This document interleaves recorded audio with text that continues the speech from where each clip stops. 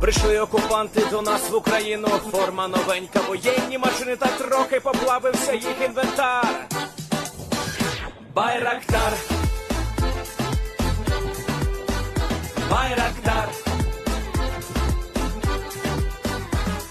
Російські танкісти сховались в кущі, щоб лаптем посьорбати довбані щі, та трохи у чах перегрівся навар. Байрактар, Байрактар.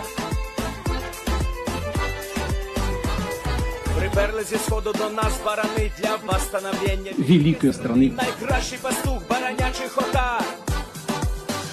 Байрактар, Байрактар. Хто воде всяке озброєння різне, потужні ракети, машини залізні, у нас на всі доводи є коментар. Байрактар, Байрактар. Вони захопити хотіли нас зразу, а ми зачаїли на орків образу з російських бандитів, робить примар. Байрактар, Байрактар. Російська поліція справи заводить, там пивцю рашистів ніяк не знаходить, хто винен, що в нашому полі глухар. Байрактар, Байрактар. Веде пропаганду кремлівський урод, слова пропаганди ковтає народ, тепер нове слово знає цар. Байрактар. Байрактар. Байрактар. Байрактар. Байрактар.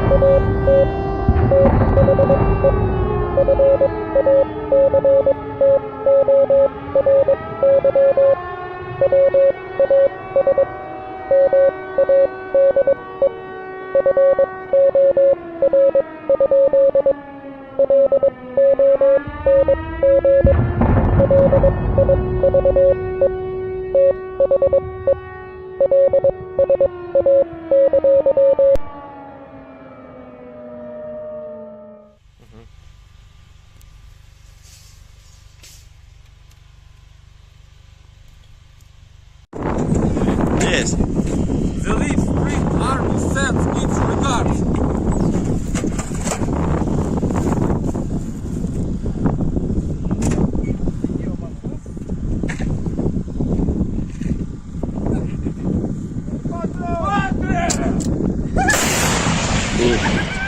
Русский военный корабль. Предлагаю сложить оружие и сдаться. Русский военный корабль, иди нахуй.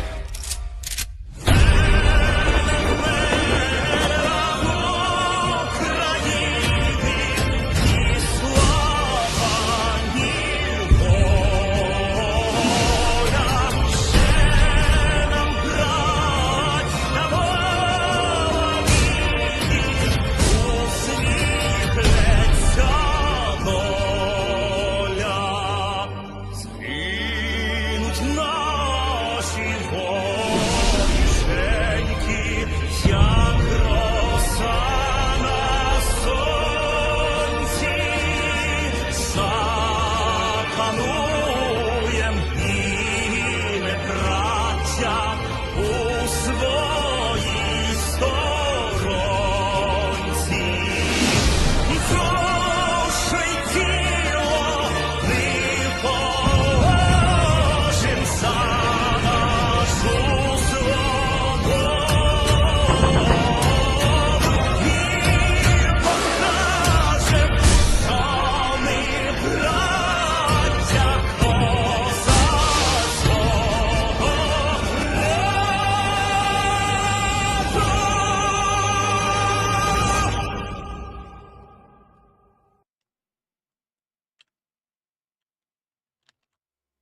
Hello everyone, I'm the Enforcer, and I'm accompanied by Enforcer Matt. And good evening, folks. It's Enforcer Matt, and welcome back to day 784 of the news. And it's good to see you all once again. And Russia is getting hit harder than ever by Ukraine, and they thought things couldn't get worse, but they're getting worser. And it's good to see you all once again. And of course, we're going to be covering the past 24 hours of the news of the war in Ukraine, and we're also going to be giving updates on the Iran-Israel war that is still ongoing in the Middle East, but appears to have rapidly died down over the past 24 hours. And we've now gotten news that it mostly will pick up a good ways into the future, probably several days, if not weeks, away. But beyond that, we have major news coming out of the Ukraine war today that the Ukrainians have conducted once again one of the deepest strikes ever so far found in the Ukraine war, and have ended up knocking out a major factory within the city of Kazan that produces Russia's strategic bombers, both the Tu-160 and the Tu-22M3 backfire. It is huge news because these kinds of losses for the Russians will seriously affect their strategic stance around the globe, especially in the upcoming threats that they have made to the state of Israel if they were able to conduct an attack on Iran. And not only that, it also affects their current standing as far as their bomber forces being used and operated in the Ukraine war. Not only that, but there's also been other major news of another large drone attack occurring in Voronezh and apparently hitting a large amount of targets inside of the city there. We've also heard of more information coming out about the hit at Zelenskyy Airfield just last night, among many other major things that have been happening along the front lines. We also, by the way, do have a short amount about the Iran-Israel war. Today was less of an action day and more of a diplomatic maneuver day on all sides, so we don't really have a lot to talk about here, but we do have some, and we will be covering that after the Ukraine war news segment is over. But moving us deep inside of Russia, 630 miles away from the Ukrainian border lies the city of Kazan along the Volga River. The city of Kazan is one of the larger ones and actually lies within the Tatarstan Oblast. This is where the Tatars, if you've ever heard of Tatars or tartar sauce, this is where this land is, where tartar sauce comes from. It's named after the Tatar people who live within this region of Russia. So a fairly interesting little bit of history if y'all didn't know that. But beyond that, the city of Kazan is one of the larger ones inside of the Russian Federation. And not only that, they house a large amount of Russian military equipment. You can actually see a hardened shelter for ammunition here in this part of the city. And you can also see further up here a large factory that is actually connected to this airfield right here. This airfield actually doesn't exist as a commercial airfield. This airfield is actually attached to a sizable factory that is used to manufacture Tu-160s and Tu-22M3 backfires. And you can actually see a couple of these aircraft out here on the tarmac. In fact, the satellite picture was actually able to see two of them that were almost completed. One of them that is apparently going through its trials without its paint job, and another one that's having its paint job applied down here on the far right side of the tarmac. This is one of the largest and most important factories for the Russian Federation, because not only does it produce the Tu-160 and the Tu-22M3, it also produces the never-ending stream of spare parts and additional equipment that is needed to try and keep the Russian Air Force's strategic bombers up in the skies and continuing to fly, which helps the Russians to be able to conduct their missile attacks and drone attacks that they've been conducting on Ukraine for the past 2 years. This factory got hit last night and ended up apparently suffering some very significant damage, which we were able to see in these two clips right here.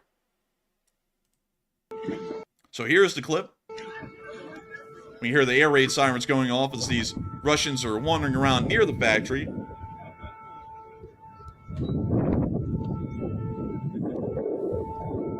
You hear the air raid sirens continuing to go off, and we can now see the explosions that happened at the airfield, showing that the drones did in fact hit. We can see one large white plume of smoke. It doesn't appear that there was any subsequent fire, at least in this clip, but showing the initial hit. Ебануться, бля! Ебать нахуй! We then see the explosion a good distance away.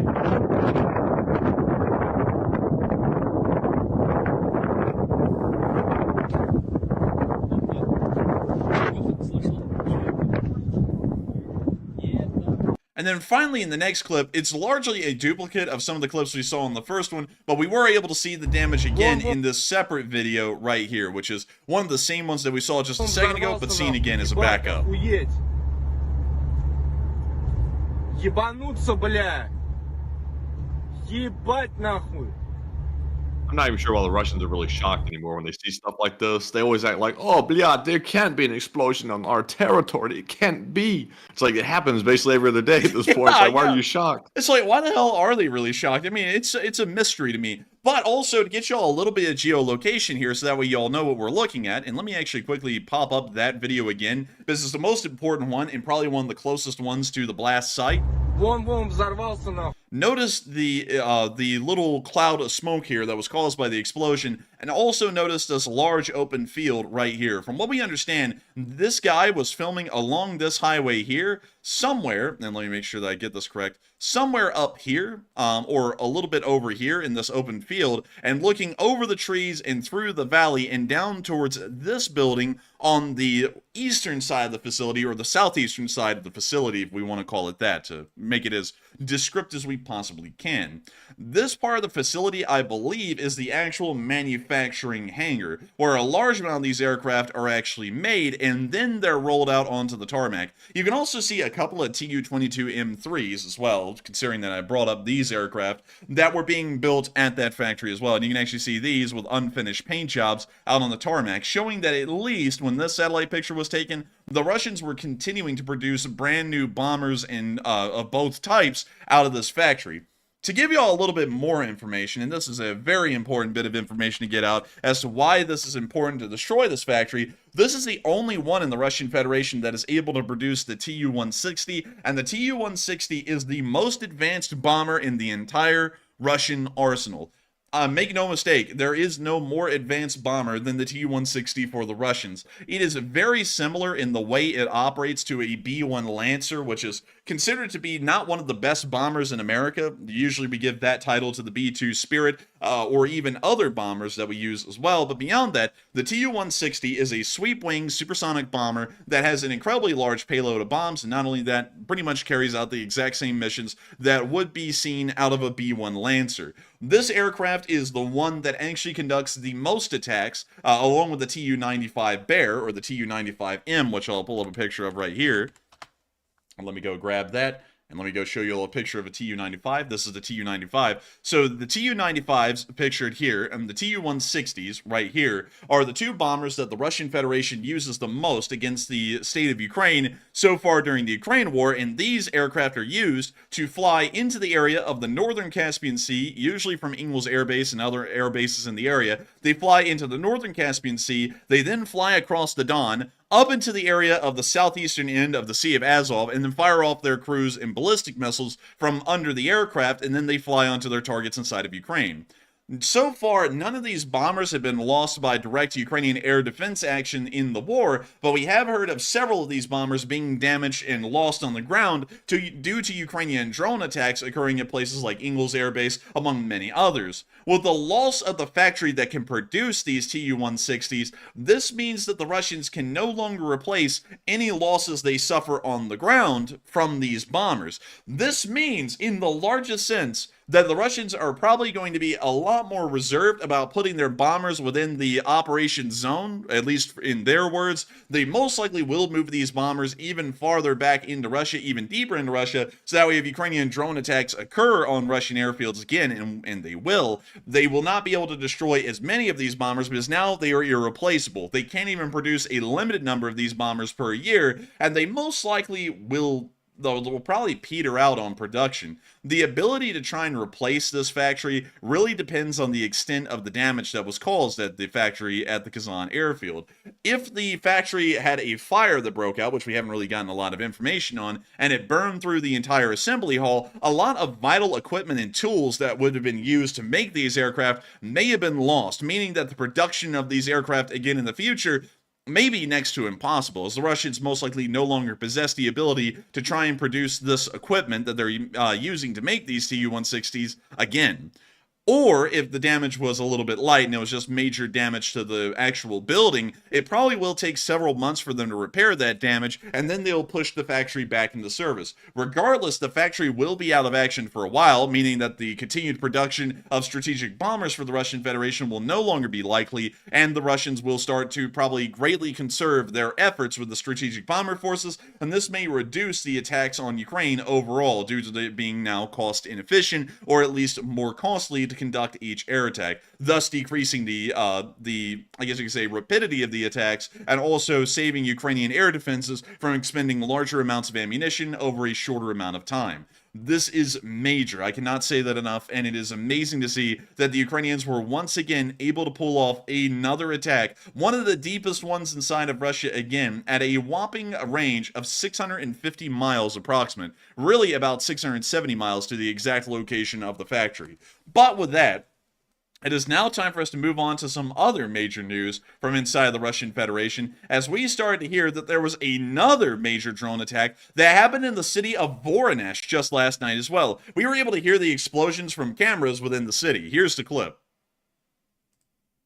And there's one of the explosions.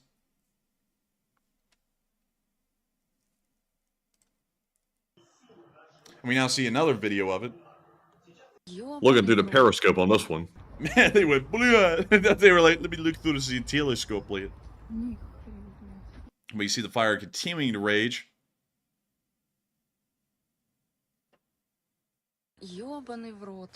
We see them continuing to show the fire. We can see the flames right there. It actually appears to be in a fairly urban area of Voronezh, but once again, we don't really know what was hit and what was targeted. We have absolutely no idea, but we were able to get some additional footage of the drones hitting Voronezh.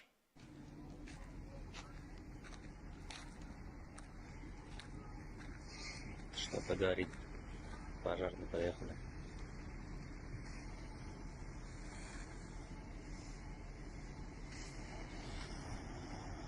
What is this building that we're looking at? I have no idea. Why was it hit by Ukrainian forces? I don't really know. But they were able to successfully attack Voronezh and hit it with drones again. And Voronezh being the largest city that's this close to Ukraine, this is once again showing that Russian air defense is practically non-existent within the region. You know, it is good to see, though, that even though Ukraine is having a bit of an ammo shortage, so they're having a problem shooting down missiles coming into their territory, it's good to see that they're still fighting Russia on their mainland. They've never stopped doing that, and that's imperative since they have that shortage. And that is entirely true, and it's also, once again, hopefully reducing the Russians' ability to wage war. But really quickly, let's go back to this drone footage here, and let's see if we can actually get a geolocation for this last picture that we saw in the video, right here. So sadly, we can't get an orientation of north to south because we do not see where the sun is, but we can go down here into the area of Voronezh, and we can try and get a good approximation of where this was filmed. So what we would be looking for is, let's see, can we line this up with anything at all? So we can see some apartment blocks in the distance, some commie blocks, and we can see a whole bunch of normal houses, but it appears that there's some kind of a break in between the houses and the commie blocks with some kind of a forest, possibly suggesting there was an industrial yard in between the two that was built in the city at some point earlier on. So going off of that, we might be able to get an idea. And let's see, here's the commie blocks, here's all of the houses, and is there any break in the trees where we could see that that might be where the target was?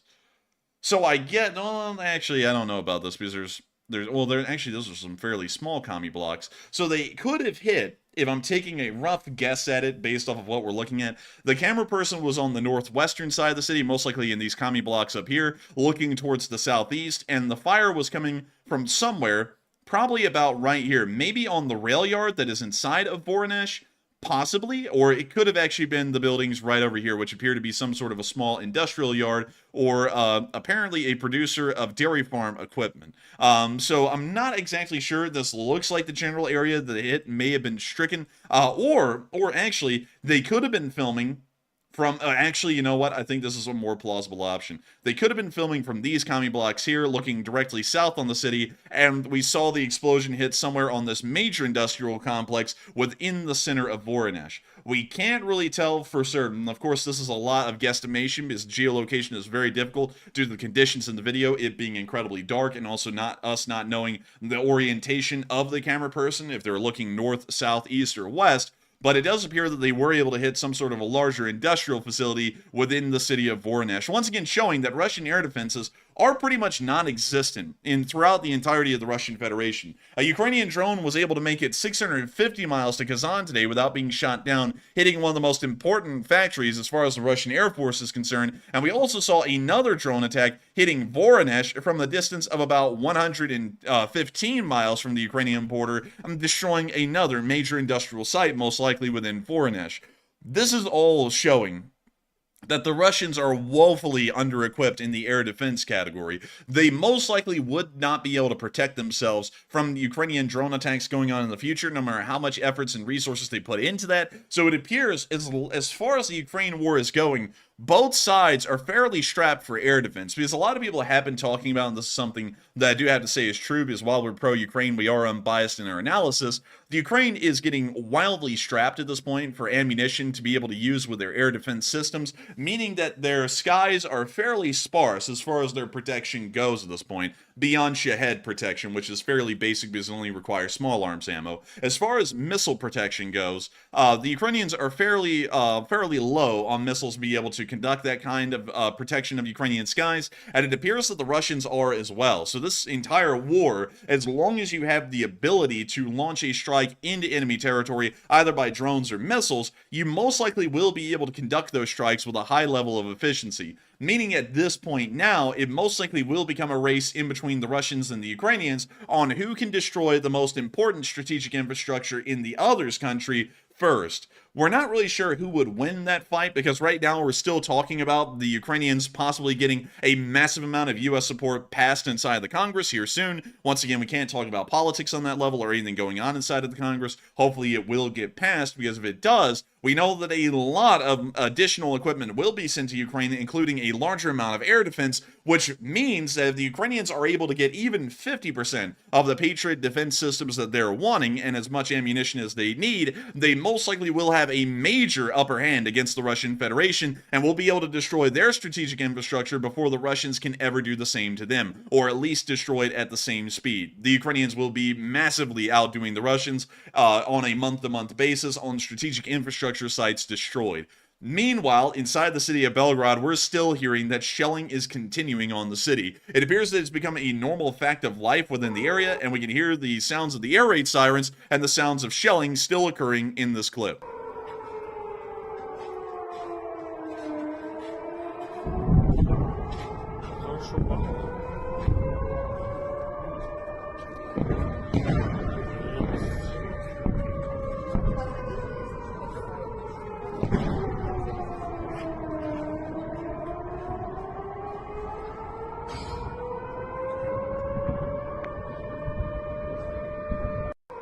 And that's the end of the clip, but once again letting us hear the sounds of the air raid sirens and the shellings still occurring inside of Belgrade. But with that, that is all of the major news that we have inside of the Russian Federation today. But that requires me to bring y'all down to something that is actually a little shocking as far as diplomatic developments go. Many of y'all will know about the small conflict that did occur in the middle of this war that we covered for a little bit, which was the second Nagorno-Karabakh war in between Armenia and Azerbaijan. To quickly try and explain this conflict, it has to do a lot with land that is controlled by both sides that ended up being partitioned badly by the Soviet Union and was not necessarily reflective of the cultural conditions that were found within both countries. Particularly, the area that we're talking about is this little area right down here inside of Azerbaijan, which is called the Nagorno-Karabakh region. This region has been heavily contended by both sides because there is a large amount of ethnic Armenians that live within the area, while the region is controlled by the Azerbaijanis. There have been supposed and reported instances of injustices being conducted against the Armenians living within the Azerbaijani borders, and this has led to a lot of tensions that have risen in between the two. During the first Nagorno-Karabakh War, if I remember correctly, and let me make sure that I check Nagorno-Karabakh War, and let me go right here, and let me go to the first one, not the second one. We need the first Nagorno-Karabakh War. Let me go right here. First Nagorno-Karabakh War of, First Karabakh War, 1988 to 1994. And let me see here. I believe it ended. Yeah, it did end in an Armenian victory, which led them to have a de facto independence on the Nagorno-Karabakh Republic, which exists within this area. And also, it was the de facto unification with Armenia as well. So largely, this region was controlled by Armenia up until the Second Nagorno-Karabakh War, where the Azerbaijanis actually ended up winning against the Armenians and really retaking control of the region. This has been something that has been incredibly interesting because there's actually a decent amount of religious tensions here as well that exist historically. I'm going to go over them as clinically as possible without trying to address or pick a side. The Azerbaijanis are largely if I'm remembering correctly, a Sunni Islamic group. That's largely what they are. The Armenians are actually an Orthodox Christian group, and they actually have had some pretty tough times in the region. Many of y'all will know of the Armenian genocide that was conducted by the Ottoman Turks back during World War I, where I believe around 1.5 million Armenians died in a death march into the middle of the pretty much Arabian desert. But at the same time, the Armenians and the Azerbaijanis largely have a huge fight over who controls Nagorno-Karabakh, because the Azerbaijanis say that it's historically their land. The Armenians say that the Azerbaijanis are much like the Ottoman Turks of the past, and for that reason they shouldn't have any control over Christian Armenians. That's really where this whole entire conflict stems from. But today, the Russians actually got forced to leave Azerbaijan by the Azerbaijanis. The Azerbaijanis forced the Russians out, and we got to see that the Russians were withdrawing from the area of Nagorno-Karabakh. Here is the clip right here, because also I forgot to mention, the Russians sided with the Azerbaijanis during the Nagorno-Karabakh War. A pretty good bit of equipment sitting out there on the street. That is quite a good bit. And also notice that they're all BTR-82s, which probably would have been desperately needed in Ukraine, but nevertheless, they're down in an inactive area of Azerbaijan for the large part at this point.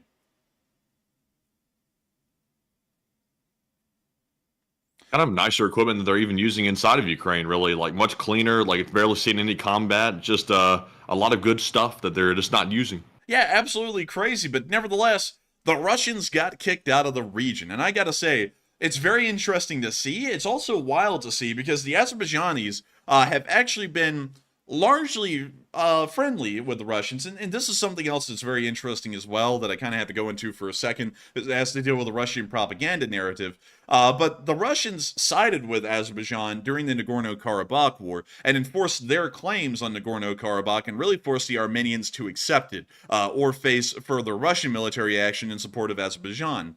That is something that is incredibly understated, because many of y'all will know that the Russians, at least on a propaganda level, which I'm not going to talk about much, treat themselves as the modern-day defenders of the Christian faith as a whole. But you can see that, once again, like many of their propaganda narratives, it is a very shallow propaganda narrative, because in this conflict, they actually ended up siding with the Islamic country in the conflict and ended up giving the short end of the stick to the Armenians, which would have, at least on the propaganda side of things for the Russians, aligned with their beliefs far more than the Azerbaijanis ever would. That, once again, this is something that I have to point out because it's something that a lot of people don't speak about much on a propaganda level for the Russians. The Russians will do whatever they need to in the region as long as they believe that someone is more pro their side than the other. It doesn't matter if that country aligns with their propaganda views like Armenia would. It just matters what kind of strategic implications will come out of it. And the reason why the Russians supported the Azerbaijanis during that time of the Second Nagorno-Karabakh War was because they need to make sure to keep up a land corridor with Iran and also into the Middle East at large. So that's the reason why. And also, Azerbaijan is a decent producer of oil as well. That's where a good amount of their wealth comes from in the modern day. And so they also sided with them for that reason and ended up giving Armenia the short end of the stick, best to say. Although back in the past, and this is something very interesting, back in the past, the Russian Empire actually treated the Armenians as a special group of people and wanted to protect them from the Ottoman Turks. It's now completely different in the modern day because, once again, Russian propaganda only goes as far as you can throw it, and it doesn't really have any application in the modern world. That's why I don't know why people listen to Russian propaganda, because it can only be taken at less than face value or for absolutely nothing.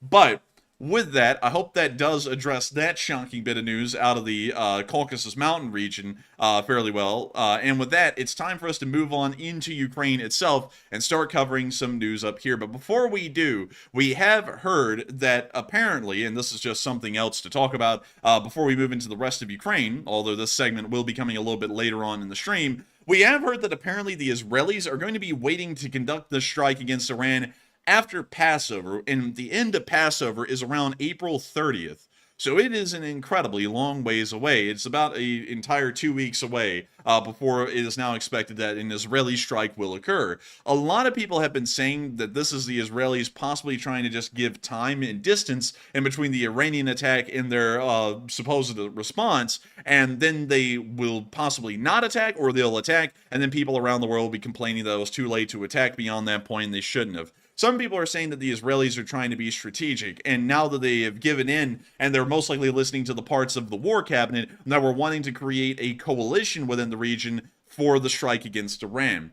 I would also say that this is some very interesting timing, considering that it's also being delayed so far, a couple of weeks in the future, and we have heard that U.S. intelligence is supposedly saying that the Iranians will most likely have an actual usable nuclear weapon within the next few weeks. All of this is very interesting to see, and I gotta say that it is certainly starting to show some fairly interesting developments. But nevertheless, Matthew, what are you thinking about these developments in the region, and also what is everyone else thinking about that as well? All right, so we asked the audience, we said, is Israel waiting too late? Now that we're learning that reports are saying that Israel is unlikely to strike Iran until after Passover. It looks like 39% said no, Israel is just being strategic. 29% said Israel is waiting too late, and the 23% said the timing really doesn't matter.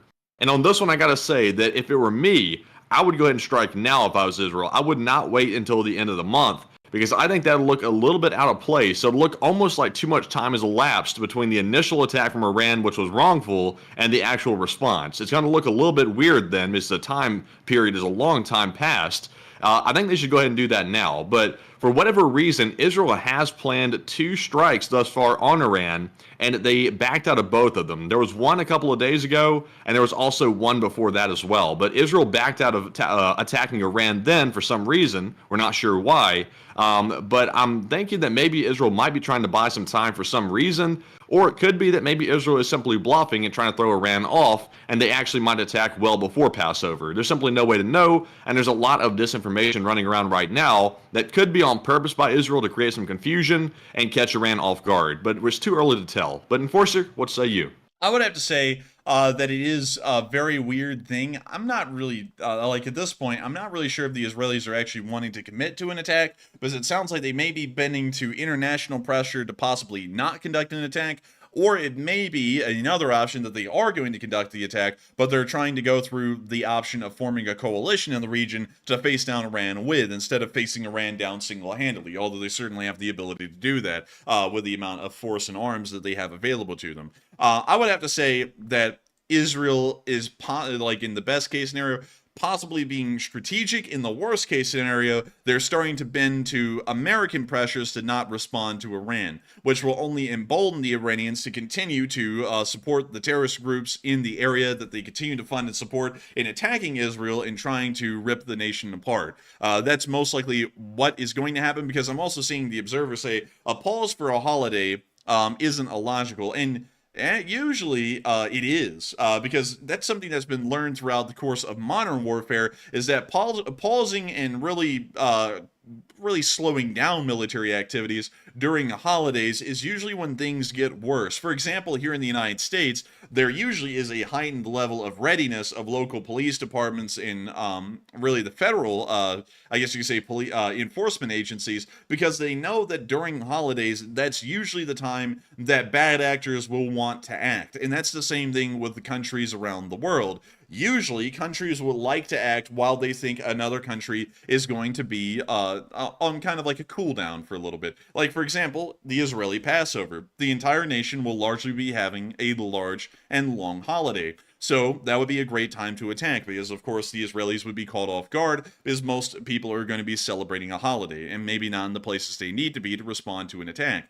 That means that usually a military will be at a higher level of readiness during a holiday season than they would be at other times of the year, especially if there are a high amount of activities in the area. One of the best examples is actually the Tet Offensive, I believe, of 1969 or 1968. Stephen Gerrard said 1968. I think it may be 68, but I also think it may have been 69. Correct me if I'm wrong. But during the Tet Offensive, the North Vietnamese attacked the Southern Vietnamese because they knew it was the holiday of the Tet, which was, I believe, a week-long holiday inside of Vietnam, and they attacked them because they knew that the South Vietnamese, the Army of the Republic of Vietnam, or the ARVN, would be taken off guard because most of them would be celebrating the holiday, and they were entirely dead on the nail. Everyone was caught off guard, including U.S. forces as well, and we had to rapidly scramble because we thought, because it was the Tet, both sides would be celebrating the holiday. And it turns out that the North Vietnamese decided to use this moment, this lull in the fighting to their advantage, or the lull in, I guess you could say, self-security to their advantage, and ended up attacking then. And that certainly is a great indicator, a great historical indicator, that the Israelis should really actually conduct an attack even if it is in the middle of a holiday, because the Iranians will probably be caught off guard. The Iranians most likely to be believing the Israeli military will probably wait until the end of Passover, because right now they're most likely going to be at a lower level of readiness and celebrating the Passover holiday. So attacking them now would actually be much more advantageous than waiting until after Passover is over. But with that, you know, another thing that Israel could be waiting for, and someone mentioned this in the live chat, is in that Ukraine bill, which is up for a vote this Saturday, is also about $25 billion worth of Israel aid that will be going to Israel. I'm not sure if it'll be there that quick by April 30th or after April 30th, but that could be something they're also trying to weigh into the equation. Or they could have gotten some more intel that maybe Iran has nuclear weapons, or perhaps maybe they're trying to yield one or sort of use it right now. That could be another consideration as well, but we simply don't know. But Enforcer, did you know that I think Iraq has already celebrated Passover? Did you know that? Yes, because the missiles flew right over him. Oh, damn, you got it. How'd you know that was coming? Man, because as soon as you said Passover, I was thinking, how those missiles passed right over, and I was like, there we go, Yeah. dead on the nail. I was like, Yeah. that's it.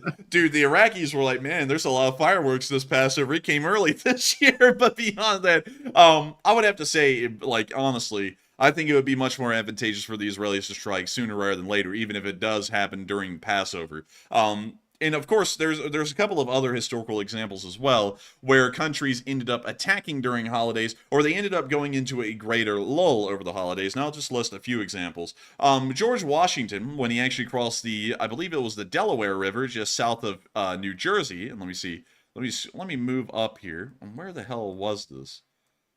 Let me think. It was somewhere.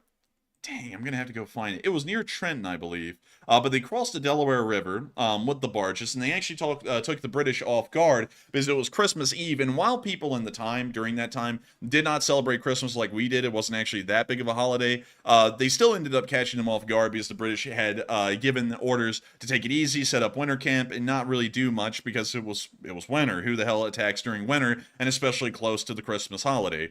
Well, we did, and then we took them off guard. And another time, this is probably one of the most famous examples of a lull being made during the holidays, is the Christmas truce of 1914 in World War I, where the British and the French, actually the British and the Germans, not the French. The French did not participate in this because they hate the Germans. Well, they don't hate them now, but they used to hate them. I want to make that very clear. But the British and the Germans actually engaged in a ceasefire during Christmas and a few days after Christmas in 1914 to celebrate the holiday. It was a general lull, and if one side had been smart and decided to execute some offensive objectives during that time, they probably would have ended up catching those soldiers off guard on the other side. And that, once again, is showing that holiday lulls can be taken advantage of, like George Washington back in the Revolutionary War. The Christmas truce in 1914 was a fairly unanimous one on both sides. It wasn't really taken advantage of, but it easily could have been if a commander was smart or if troops were more willing to fight during that time. And also, at the exact same time, with the tent offensive in Vietnam, we can see once again that it usually is one of the prime times to attack is while a country is having a large religious holiday of some sort, because most people will take that holiday off. And so going off of that again, I would have to say that I believe that it would be poor decision-making to wait until Passover is over to attack Iran, because the Iranians are going to realize that. They're also going to realize the Israelis are most likely off guard and attack them during Passover instead. So with that, I hope that does address that the best I can, because there is a lot to break down there, but usually that is a good example. I hope I was able to give enough historical reference to back up our claims on this channel, but nevertheless, I hope we were able to address that incredibly well. And also, a lot of people have been talking about the optimism that could be had for that $61 billion aid package that will be passed here in the near future. A lot of people actually think that this bill is most likely going to be passed, and hopefully so. It has been a long time coming. Some other people are holding out some reservations and believing that it will not be passed. But Matthew, without getting into politics, because of course that's a big rule on this channel that you and I can't break, what do you think is going to happen with that bill? Do you think it's going to be passed or not passed, and what is everyone else thinking as well? All right, so the exact poll question says, are you optimistic that the $61 billion Ukraine aid package will pass this Saturday? No politics. 54% said, yes, I think it'll pass soon. 21% said, no, I think it will not get passed. And 17% said, it's too early to tell. And for me, I am feeling rather optimistic about the situation. I know there's a lot of sort of pessimism about it because this has been held up for quite some time. But I'm feeling optimistic that for some reason, whatever the reason, and we don't get into it, I think there's been some crucial people that's changed their minds all of a sudden, because I think we're starting to realize the world is falling into a bad spot. And unless we get a grip on things by supplying our allies with aid and equipment and money, we're going to slowly see ourselves get dragged into it even worse if we don't finish the job and keep supporting Ukraine. So I think that's part of the reason, and I'm with the 55%. But Enforcer, what say you? I would have to say that I would believe that it will be passed. I think it most likely will be. And here's my reasoning why. I'm gonna try and figure this out the best I can. Is one, it appears that there's a lot more progress being made on both sides agreeing on the support again, because the election is almost here, and I have a feeling, and I feel like this is why this is starting to happen. We're starting to see that the Russians are starting to side with Iran against Israel. And we know, I'm not going to say this outright on stream, but we know that there is a certain group in politics here in America that are very big fans of Israel. That there's no doubt about that. One side isn't really that big of a fan. The other side is diehard fans of Israel. So now we see that the Russians are starting to team up with the Iranians against Israel in a direct form, in a direct diplomatic statement to Iran.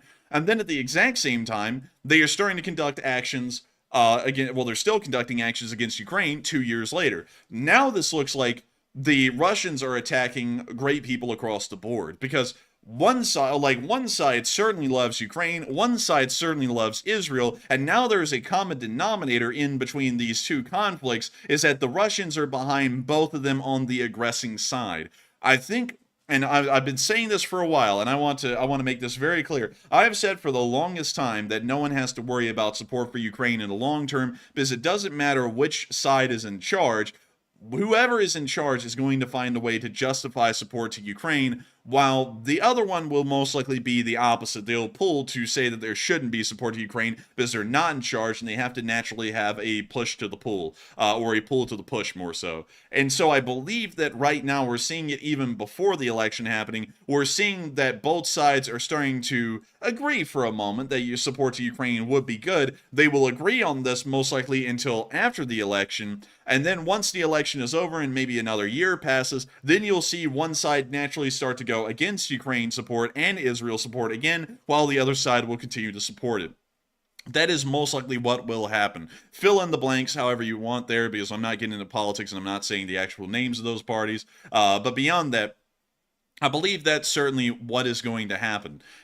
And I have to say, the Russians have really done something amazing as far as the war in Ukraine goes. They have made the both conflicts a united anti-Russian front because of their direct involvement with Iran. Now it's not, do you support Israel or Iran? It's, do you support Russia or do you support Israel? And everybody in America, I believe on both sides, generally dislikes the Russians, especially with what they're doing either to Israel or either to Ukraine. So this is going probably be incredibly good, and we'll probably see that both sides will pass the support because it gives support to Israel, which one side really likes, and it gives support to Ukraine, which one side really likes as well. So overall, this is a fairly good compromise. We get to support two wars at one time, and everyone's happy. So I hope that does address that the best I can, at least the best I can without touching politics, but hopefully it will pass, because I believe that if it passes, we'll probably see that support packages like this will continue to pass well on into the future, probably for the next year or so, and they really only have to last until the end of this year, most likely. And so with that, I hope that does address that the best we can. And with that, it is time for us to move on into a couple of questions, because I've seen a couple of questions in the chat, Matthew. And what do we got? All right, and moving into our first Super Chat question, we have a $20 donation from Jack Ray, a longtime channel legend. And thank you very much, Jack, for that support. He says, LSA, have a great day. And also for us, a great night. But I guess if you're overseas, it is a great day. But thank you very much, Jack, for that support. And I gotta say, thank you so much once again for the incredible support, Jack Ray, and helping this channel to keep on running. Being one of our American viewers and a legit legend, I gotta say, thank you so much once again. Long live the Spring Army, and you have a great day as well. And thank you so much once again for supporting this channel. Support to this channel is what makes this thing possible and helps us to keep this thing rolling. We run an ad-free, sponsor-free show, and if it wasn't for folks like you, Jack Ray, supporting this channel, we wouldn't be able to be here live on air right now. And so I gotta thank you greatly so much once again for supporting this channel and helping it to keep rolling, because once again, it wouldn't have been possible without folks like you helping us out along the way. And so thank you so much once again. And with that, we are on to the next one. And our second one is going to go to another channel legend, Margaret Hemsley, who put in a $15 donation. And thank you very much, Margaret, for your support as well. It's good to see you once again. And she said, the degrees both of you have are a great compliment to the news you bring, as if you knew something. Wink, wink. Zelensky's complaint that NATO countries are helping Israel more than Ukraine justified? I would say no, because NATO, I would have to say Zelenskyy is really jumping the gun and making some really weird statements. Statements I personally find to be very ignorant sounding, especially considering the position he's in as a head of state. Because the situation with Israel is very different than the one with Ukraine. Because until about a day or two ago, the Russians were not directly involved in this conflict at all in this region, or backing aside. So it really was just Iran versus Israel, a non-nuclear power versus a nuclear power that we support within the region, that we have supported ever since its existence back in 1948, I believe. So going off of that, and also seeing this, and this is something interesting as well, we have a defensive pact with Israel. We had a memorandum with Ukraine, which isn't really a binding agreement. We have a defensive pact, which is a binding agreement with Israel. We back that up 100%. So when the Israelis came under attack, and considering that we are already in a tense standoff with the Iranians, when they conducted that attack, and it was also flying over multiple airspaces like Iraq, Jordan, Syria, and so on, it fell within our ability to defend the skies of Israel because we have a pact with them, and on top of that, we are already an ally with them, a full-on ally. It's not something that's in the works or something that's coming down the pipe. It's happening right now. And it was a little weird because while I completely say that the Ukrainians got given the short end of the stick because they tried to join NATO and then Russia started a war, and then we kind of backed off and are only supporting them in the background, we're still not, the Ukraine still isn't in NATO, and we don't have a defensive pact or a defensive alliance with them of any nature that is actually written down in paper. And I see some people saying we had a security agreement. It was a memorandum, which was more so of just like kind of like a passing assurance, like a little pat on the back, like, sure, yeah, we'll support you if anything happened. And the Russians, the United States, and Britain all signed that. The Russians ended up attacking them, and Britain and America ended up kind of not really helping them out in that situation. So overall, the memorandum didn't really exist it didn't really support itself that well in the long run.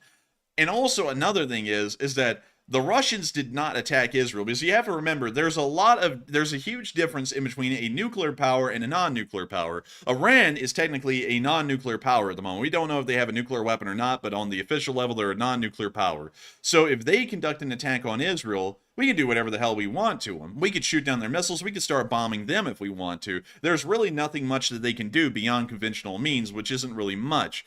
If we did the same to the Russians, now we have a full-on war happening in between the Western world and the Russian Federation, and all parties involved are nuclear powers. And that's an incredibly dangerous and destabilizing thing to deal with. And while a lot of people would like to gung-ho go to war directly with the Russians, you have to remember that if things fail at the negotiating table and a ceasefire isn't made within weeks or possibly a few short months, it may bring about Armageddon. It's not that far out of the picture, and a lot of people believe that that is a long ways away or will never happen.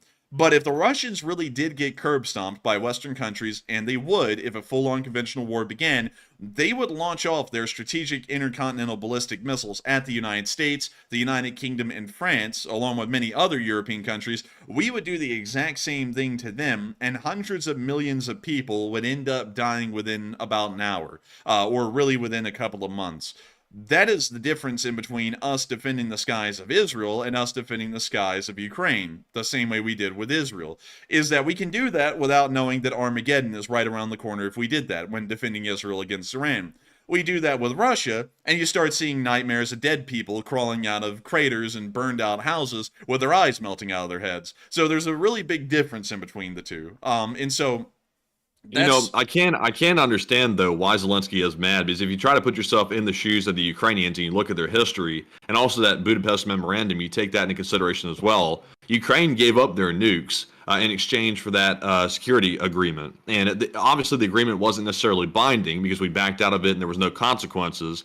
But at the same time, I understand why the Ukrainians would be upset, and especially Zelenskyy being the head of state, now that he knows he's given up basically the end-all defense, which is nuclear weapons. They could have had those, but they gave them up in the interest of peace, hoping the U.S., the UK, and other countries would come to their aid.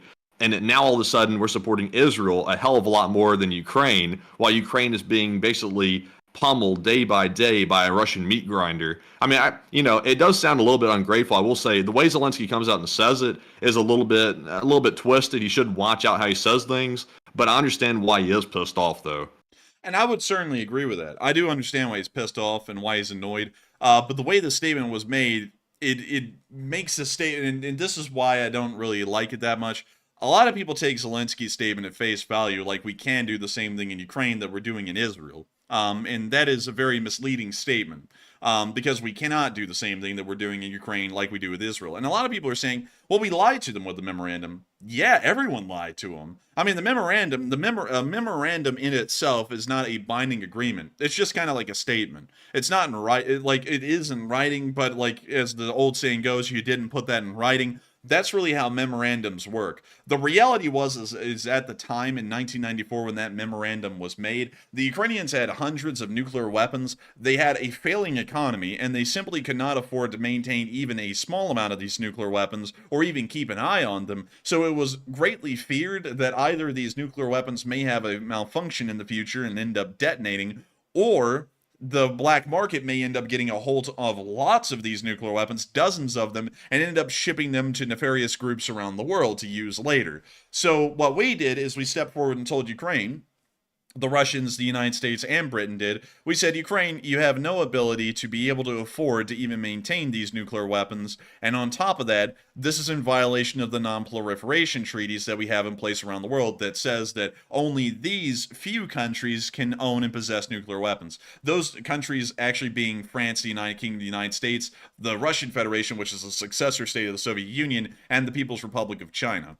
Since you're not one of those countries, And since you can't really even afford to maintain these nuclear weapons, and you do not want us to come down on you with massive sanctions from really everyone in the world because you're in violation of the non-proliferation treaties, give up your nukes, and we'll give you like this half-assed statement that tells you that we'll protect you in the future if anything happens to you. So that way it makes it look like it makes sense to get rid of a nuclear deterrent. And the Ukrainians really didn't have a choice, because they didn't even have the money to maintain the nuclear weapons in the first place at that time. And second off, if they didn't give up the nuclear weapons, literally everyone in the world, in every single buddy group that you could imagine, was going to sanction Ukraine. The Russians were going to sanction Ukraine, which at that time the Ukrainian economy was still heavily tied into the Russian one, so that would have been a death knell for the Ukrainians. The West would have ended up sanctioning them massively as well. The Chinese would have sanctioned them massively as well. So you have every single group in the world sanctioning Ukraine. It would have ended up being a complete disaster, because everyone would have strong-armed them into giving up the nuclear weapons, or eventually just going into almost complete starvation. So going off of that, the Ukrainians said, okay, we'll give them up. We know that the defense statement is a half-assed statement, because no one will ever come to actually probably protect us if we needed to. But we really have no choice unless we're going to get screwed over. So we'll give the nuclear weapons over, and the Russians, which are the successor state to the Soviet Union, they'll get to inherit some of these nuclear weapons. But most of them will just get dismantled by America, because even then the Russians were so poor they really couldn't maintain a lot of their nuclear weapons either. So that's how the non-proliferation treaty went when it happened back then. Is it right? No.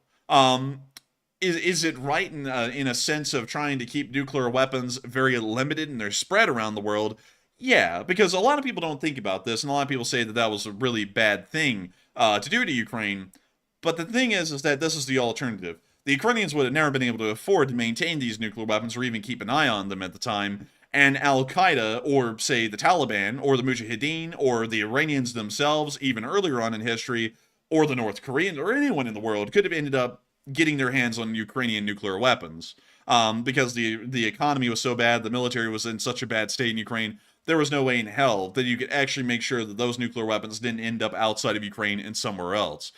So that is really the best way to explain why that happened. But that's one thing that really makes this different. That's one thing when Zelenskyy made that statement, and we've already seen all of the Western countries shoot down the statement by saying different conflict, different environment, different situation. It is a very different environment and situation. We don't have a binding agreement like we do with Israel. We have an actual defensive pact with Israel, and the pact is a binding agreement. And on top of that, the Israelis are tied into us heavily militarily. A lot of their equipment beyond their ground forces is mostly sourced from the United States, especially their aircraft, which is one of the most important parts of their armed forces.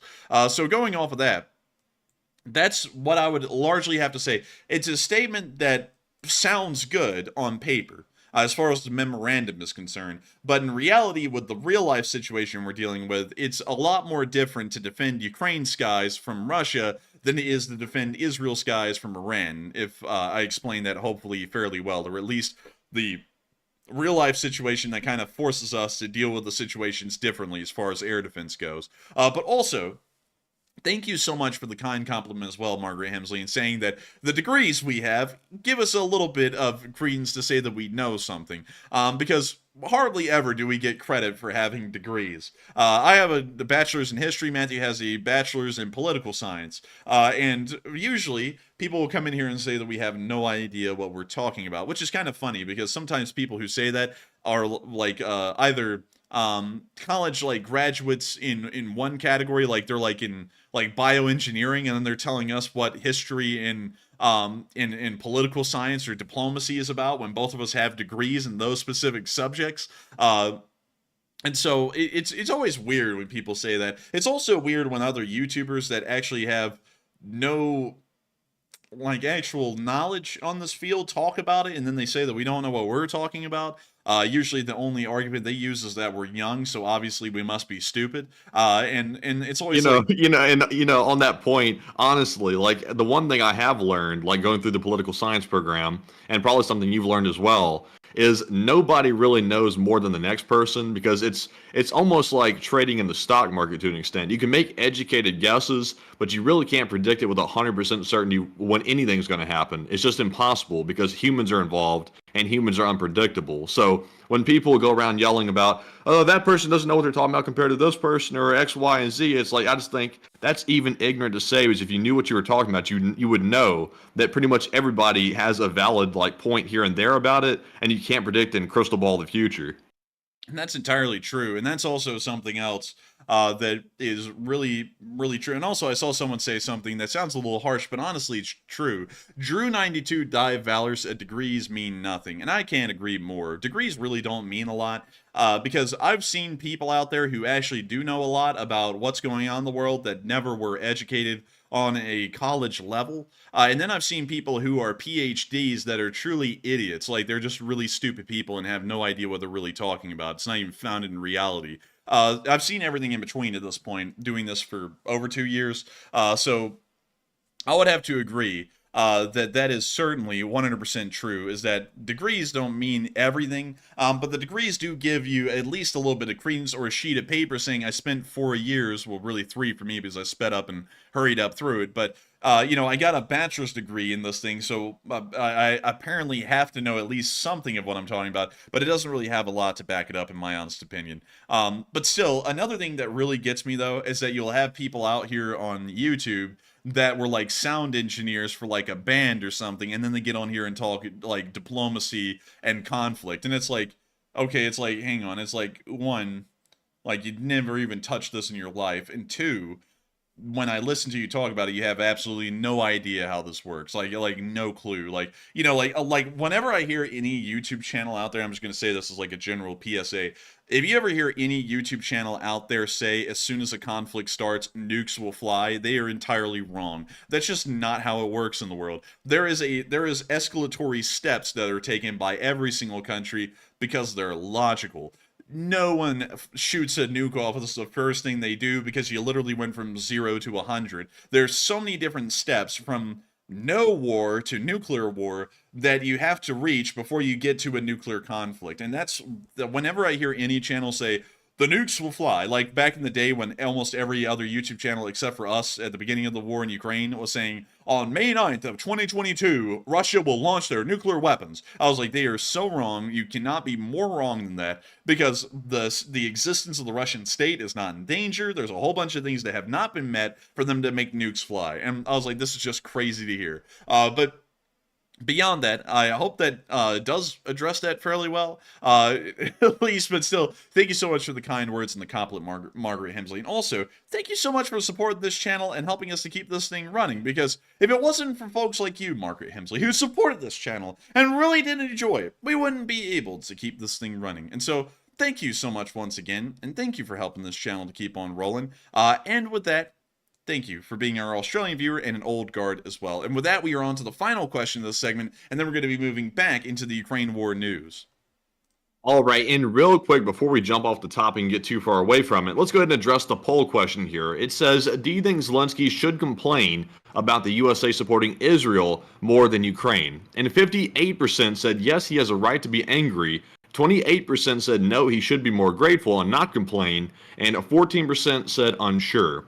And on this one, it's a fine line. I'm a little bit undecided because Zelenskyy has to be smart and play the political game, which means you don't go out and start stabbing the hand that feeds you, or otherwise the hand might retract and then never give you anything else. That's a risk that you're playing on that front.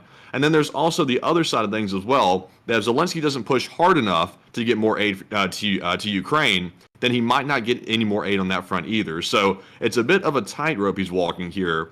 But honestly, though, if it were me, I would refrain from statements like that, because it's only going to anger the people that are against Ukraine and make them more vocal, and it's going to ultimately hurt Ukraine even more. So I'm going to say I'm kind of undecided, but leaning toward the category of he really shouldn't complain about that. But Enforcer, what say you? I would have to say that he has a right to be angry, but at the same time, you can't voice that way. And I know, like, and I'll explain why, because it sounds like a really weird statement. A lot of people are like, what do you mean? Like, he has a right to be angry, but he shouldn't say it. Why the hell would you do that? Because it is a game of diplomacy. Yes, America probably should be there defending Ukraine right now because we pretty much started the war by opening up the doors for them to try and get into NATO, which is why the Russians attacked them in 2022, because that process started in 2021, and then we suspended it right after the war started. So going off of that, you should have a right to be pissed off, because if it wasn't for us actually really starting this conflict, we wouldn't have to worry about the memorandum at all. But now that we've kind of started it by opening up the floodgates and then leading to the domino effect that led to the conflict, and then we're not following through on the memorandum, you should be pissed. I mean, that would be a fairly honest reaction, or really, really honest response. But he can't be, because here's why. Whenever Zelenskyy makes statements like that, because you always have to look at how this is going to be marketed to the opposition. The opposition is going to use that statement as propaganda to say, look at how careless Zelenskyy is about America. He wouldn't care if he threw us all in a nuclear war and got us all killed because he just wants the skies of Ukraine to be defended. He has no damn about Americans, and that's why Americans should not care about Ukraine. And that is exactly how the Good Lord! But oh my God! Thank you, JB. First ever super chat coming in with a 200. Good Lord, that's generous as hell. Thank you. Coming in hot, but getting back to what I'll say, because that was a bad time to cut it off right there for me, but that is exactly how the opposition is going to word it. Whether that's fair or not, and it's not really fair, we've already covered that, but it's not fair. That's how they're going to word it. And people are going to listen to that and go, oh, Zelenskyy doesn't care about me? Screw him, and that's what people are going to say, because people don't look into things a lot. People simply just take the mere statements and they run with them. I'd know that because we have Hot Dog Man, who continuously takes our statements and twists them out of proportion and tries to make us sound like demons off of everything we say. So I know that depending on just some things you say, you end up having people take that and run with it, and they turn people against you that have never even listened to you say what you're actually saying with context. So that's why I think that he shouldn't really say it, because if you say that, which is a fair statement, I will say that, you are turning people against you because they're not going to get the full story as to why that statement was made. The context behind it is going to turn people away. In the end, we want to make sure the Ukraine is supported, even if it means that sometimes logical statements, or at least reasonable statements like that, have to be omitted in the guise of diplomacy. That would be my opinion. If I was the president of Ukraine, I would be pissed about that as well. But I would not be making a public statement about that. I would continue to play the role of an incredibly gracious and thankful leader of a country that is needing desperate support in the middle of wartime. Because when you present a face like that, it's very hard for people to go against it. When you say something like, why can't America protect our skies, knowing that you're fighting a nuclear power, it can be spun a different way, a very bad way. And I hope that everyone's seeing what I'm saying there about that, because I get the statement. And I got to say this like for the fifth time, I completely get the statement and where he's coming from. But at the same time, for the efforts of diplomacy and for the efforts of winning over hearts and minds of countries around the Western world, and winning over the opposition, which is one of the most important things, you have to make sure to keep those kinds of statements a little bit reserved, although they're entirely factual and completely understandable, entirely reasonable and completely understandable from our standpoint. And so with that, I hope that does address that the best I can. And while that was I believe the final super chat of this segment, if I'm correct, Matthew? That was a poll. Oh, so with that, I think we're on to the third to last question of this segment. So Matthew, what do we got? So this one is going to go to JB, who's a first-time super chatter, and he got 42, or actually 43 likes on his super chat, which is a new thing YouTube's doing now. They can let you like the super chats. I just put in a like on his as well, and this is his first time ever supporting with a massive $200 donation. And huge thanks to you, JB, with that crazy support right there. That is very generous, and thank you very much. And sadly, no comment to address. But Enforcer, what say you? And I got to thank you for the unbelievable support, the massive support for JB for helping this channel to keep on running. That is unbelievable. That is your first super chat ever, and you didn't even throw a comment on it. I was like, dag nabbit. But still, thank you so much for the massive support. I cannot say this enough. Folks' support helps this channel to keep on running. And tax season has been a stressful season for everyone. And I got to thank you so much for massively supporting this channel and helping us to keep this thing rolling, because if it wasn't for folks like you, we wouldn't be able to make this channel possible. I gotta say that it's not only possible thanks to unbelievable, massive support like that. You really help this channel to thrive and really succeed with support like that, because it's beyond just supporting the channel. It's really just showing a massive amount of appreciation to the channel through support to it. And I gotta thank you so much once again. It's truly incredible. And I gotta say thank you for your first super chat again, and thank you for being a part of this incredible Lee Spring Army and helping the Enforcer channel and the Lee Spring Army step and step to march forward into that bold future. But still, thank you so much once again for support. I hope that does address that well. And also, Matthew, I saw one live chat that I wanted to address, and let me make sure. Let's see. And so Danilo Lopez threw in a very interesting comment. He said he would complain, but will it matter? U.S. has its own interests. The countries that should be supporting more are the Ukrainian case are European countries, and most European countries are simply not prepared. I would have to disagree with that, me personally. Interesting statement, though. It's kind of going on for the lines of, this isn't America's fight, this is Europe's problem because it's in Europe. But the thing about America is that we are the leader of the sphere that Europe is in. They're in the Western sphere, which is headed by the United States at the moment. And in the future, because a lot of people always go, hey, you prick, or something like that, and because we say America is the leader of the sphere because they're the largest military and economic power in the whole thing, which would de facto give you the leader of the sphere title. But beyond that, in the future, someone will probably overtake the United States as leader of the sphere. But for now, America's the one. And so we have to end up defending it. We can't throw it down to the smaller countries to try and carry the weight of the big man in the room, which is America. America is the leader of the sphere. So if we want to further the interests of our sphere, we can't throw it down to, I guess you could say, the lords. The king has to go out itself and deal with the conflict. You can't throw this down on the underlings or whatever you want to call all of the other countries in the world that are a part of the Western sphere. You can't throw it on them. This is entirely an American affair, just like it's a European affair, because it deals with our part of the world. It deals with the world we live in. So I hope that does address it the best I can. And a fairly fair statement. I've heard that argument made many times before, and you could say that it is a European problem because it's in Europe.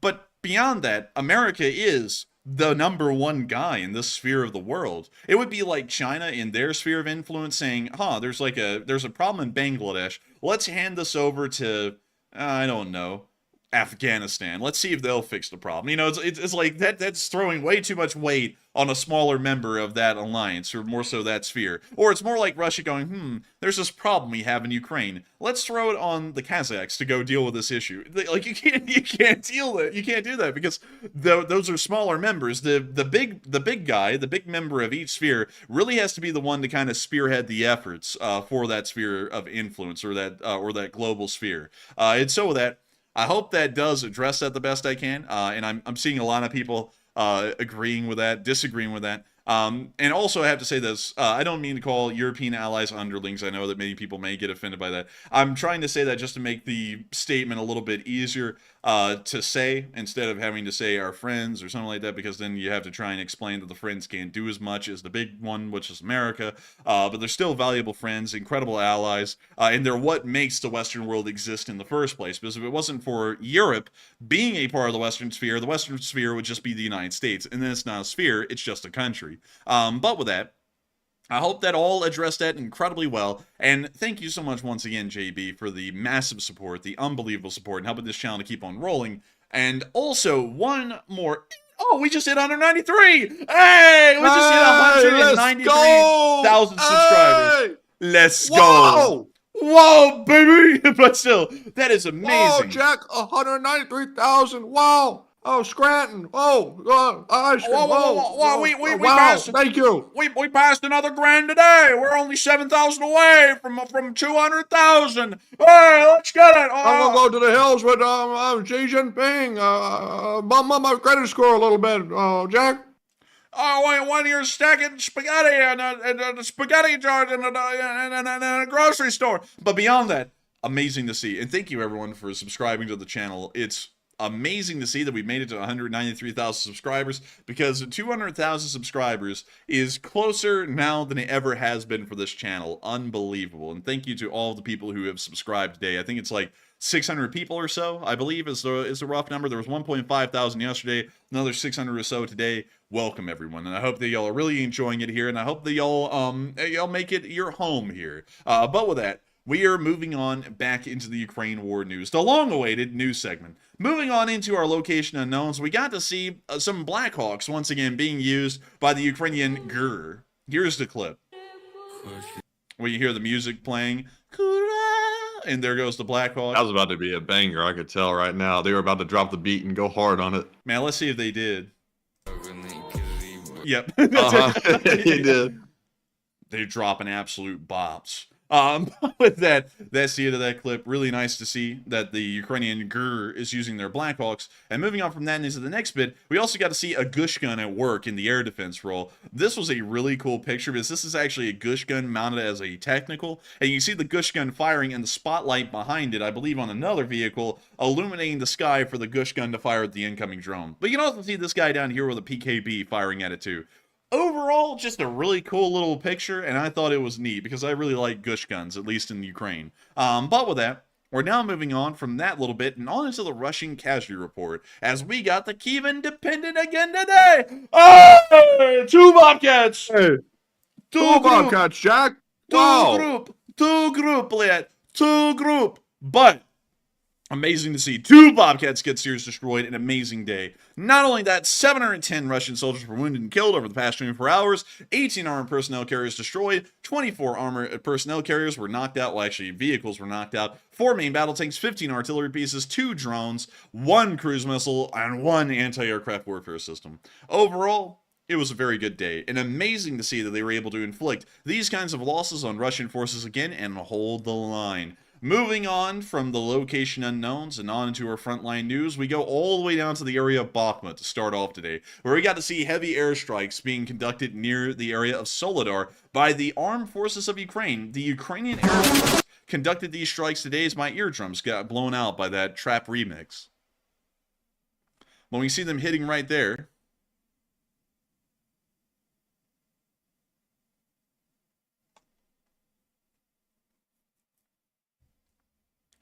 and that's the end of that clip, but showing us the severity of the Ukrainian airstrikes occurring in that area. Moving on from that and down into Bakhmut, we also got to see Ukrainian airstrikes happening on Bakhmut today as well, showing a high presence of the Ukrainian Air Force near to the front lines today.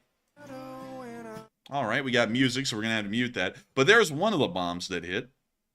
Here comes the next one.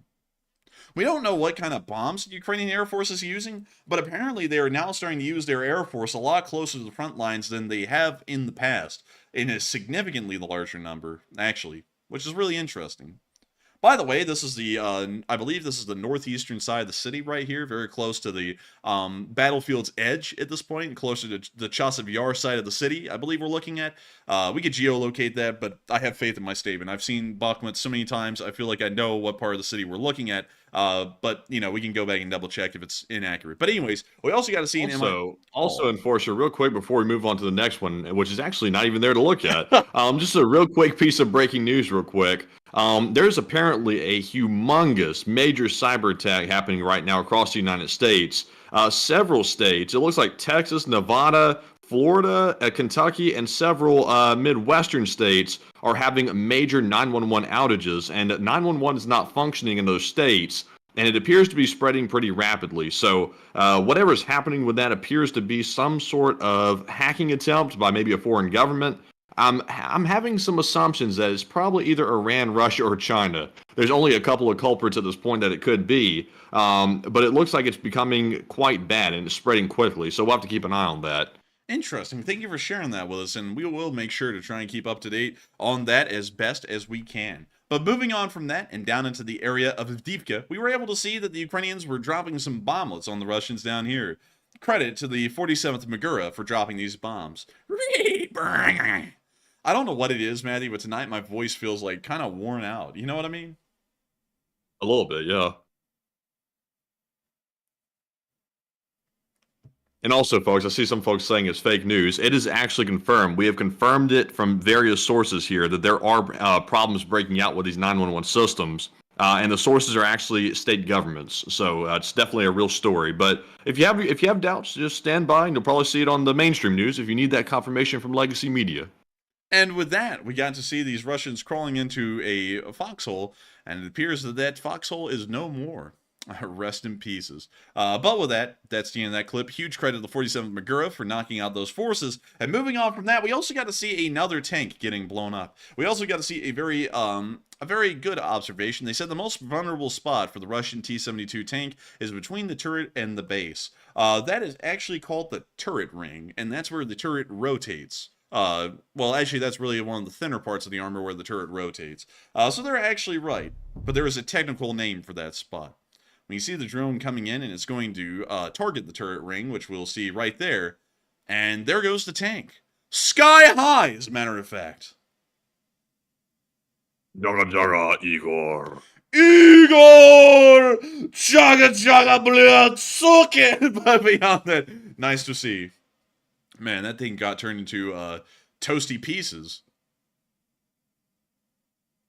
Speaking of toasty pieces, we've been eating some of the best microwave food you can imagine lately, and I wish we could. I wish we could actually give them a shout out, but sadly we can't. But with that, moving on from that and into the next clip down near the area of Lazove, we got to see the Ukrainians trolling some Russians on a bicycle. They had a larger target further down the way that they were actually sending the drone towards, but they saw some Russians on a bicycle, so they just wanted to freak them out, so they flew the drone over them a couple of times to really give them a scare.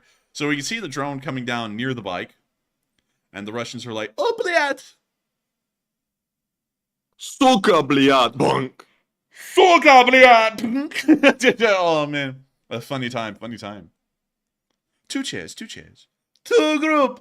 And we see the drone flying over the Russians. The Russians are like, "Oh, bliat!" We see them actually hop off the bike, and they're running for it. Where we go? Spread out, bliat! No, get close together. No, spread out. Run away, bliat!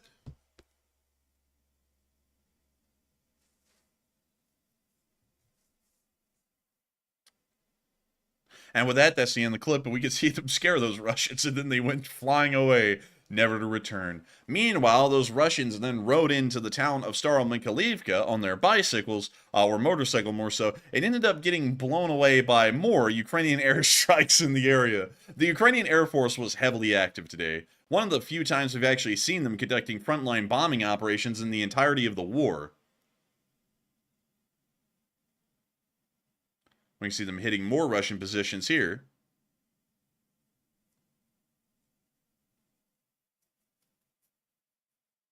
We see them continuing to hit these areas over and over.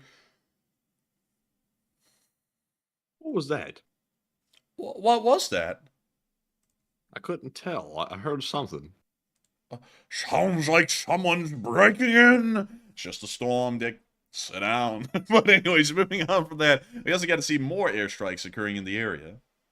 We're going to be muting that. Oh, Mission Impossible. Oh, man, they playing that Mission Impossible. But we see them dropping the bombs on the Russians again.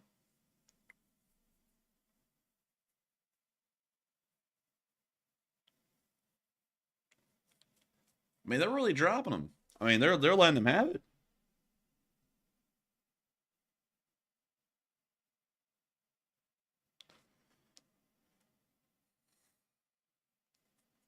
You see them showing the smoky building. Probably filled with smoky Russians now. I don't know why I left. Smoky, bliat. Give me a little bit of filter, bliat. Is that BAM have the filter tip on it? Yes. Oh, bliat. Man, the Russians will find that to be a privilege if you smoked up a room and they walked into it. Oh, this is so good, bliat. It's like smoking one pack in 1 second, bliat. Man, in Russia, they're smoking straight up grass, and I'm not talking about Mary Jane. Like, it's literally just grass to get out of the fields. Man, the Russians are like, man, I'd kill for some tobacco. In the meantime, I shall roll up these weeds and smoke these instead. It's like, man, these people are desperate. But beyond that, oh, man, it needs to be legalized around the world. It's not addictive. 2 weeks later, I'm suffering from freaking withdrawals. It's like, wow, what a 180. But anyways, we got to see some Russians getting hit as well from by a Tu-160 Akitsia got hit by Ukrainian artillery. And there it is. They're highlighting that it's a Tu-160 Akitsia, and we can see it rolling around down there. The Ukrainians are, of course, getting ready to call in the artillery on its position. Look at that duck. Well, I say, can we drop a bomb on him? I say. I say, quack, quack. I say. Is that a Russian running down the street? I say. Dude, they actually put the quack, quack in there, and then they went, bye-bye. But anyway, I say, quack, quack, get back. We see the Russians running away to like a shed or something. That ain't saving them. And when you see the artillery already coming in, oh, wow, it's cooking up something. Do you smell? Also, y'all know where that reference is from, right? Yeah, like everybody knows what that reference. That's Rooster Cogburn. No, Foghorn Leghorn, damn it. That's not Rooster Cogburn. Oh, they're the same thing. It's Rooster Cogburn, and the other one's basically the same thing. They're the same rooster. Hang on, I gotta pull out this Rooster Cogburn thing. Dude, Rooster Cogburn is a freaking movie with, like, John Wayne in it. Yeah. Dude, what the hell are you talking about? Let's see it. Hold on, we gotta let this video round out with the Akitsia burning at the end. But, dude, that Rooster Cogburn is not Foghorn Leghorn. It is freaking John Wayne right there in the flesh. Look, the cast. Now look, John Wayne.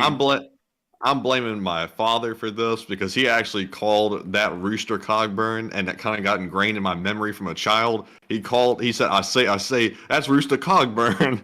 That's my father's fault, and that's not my fault. Oh my lord.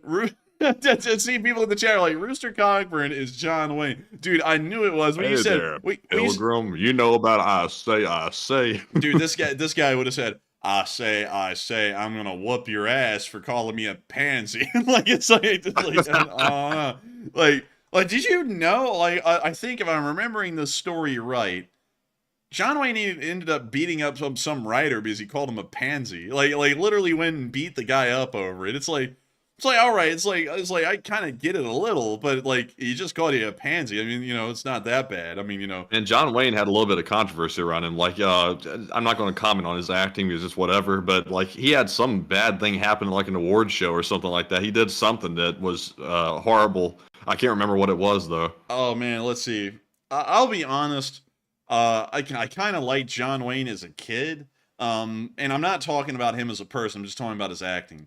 But then I grew up and I actually watched other movies. And then I found out that John Wayne can't really act. Like, he just was the same act in every single show. Like, it could be like a modern show and he'd be like, howdy do, Pilgrim.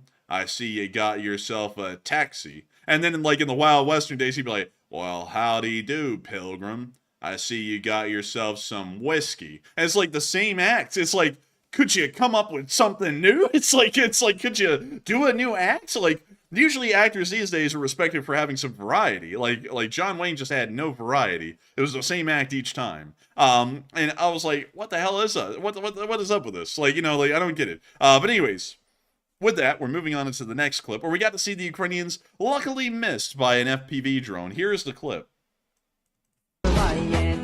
Oh, sorry.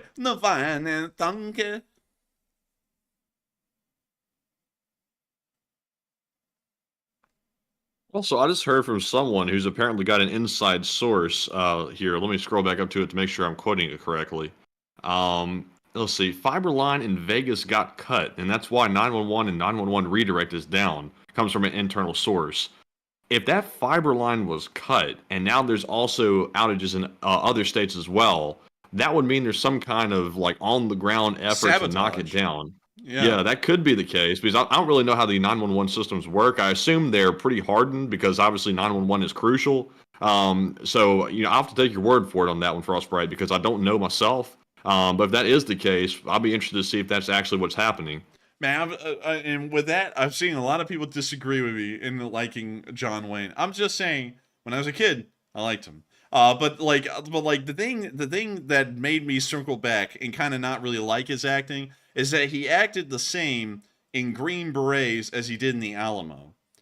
All right, and I'm like I know that sounds really weird, and y'all know the movies I'm talking about because the Alamo is a classic, and so is the Green Berets. But the thing is, to me, is that they were like two entirely different, in genres, I guess you could say. But then Green Berets, when you go back and watch it in hindsight, it isn't even really like a war in Vietnam movie per se. It really comes off more so as a Western based in Vietnam. And then that's where I was like, yeah, this is a little weird. There's other movies. I think there's a lot of great movies that did Vietnam well. But that right there, I was like, that's the moment I was like, I don't really think I jive with John Wayne acting deal, because like you can't take the same character and put him everywhere, because like you can't take a Western cowboy and put him in Vietnam. It just, I don't know. It just doesn't really seem like it worked to me. That's just my opinion though. But anyways, moving on from that, we also got to see the barn in action again today in small form. It is the barn, bleed. And it now has an electronic warfare system mounted on top. Alright, we're going to be muting that. Oh, look at this, man. It's the Russian horse. We're driving the barn to work, bleed. But with that, They got the scrappiest metal in this one, that's for sure. The corrugated sheet metal on the top looks like maybe a mine sitting on the front panel, and sheets of barn metal on the side, and a mud flat made out of something. man, I don't know what the hell this is, I'll be honest. But still, nice to see the barn still out there doing its thing. Moving on from that area of the front line and a little bit further on down, and actually behind the lines for just a quick second, we also got to see a Ukrainian MiG-29 in action today in the skies over Ukraine. At an incredibly high altitude, mind you. Very high.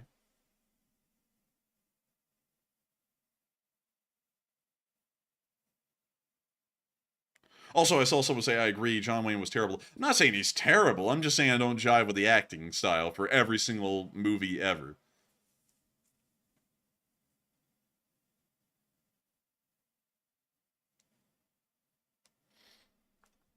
We see them taking a barrel roll, actually. Just doing a nice little casual barrel roll.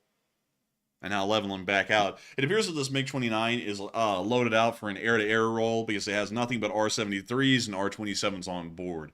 But with that, that's the end of that clip. Man, I think I might have to get a picture of that Russian hoss and put it on a shirt and put literally just below it in quotations, Russian hoss, and like put a picture of that abomination on a shirt. No, That's no, everybody wait a does minute. a merch item. Wait a minute. Hey, wait a minute. Better yet, can I get a screenshot of this thing? Yeah, I can. And cut the background out of it.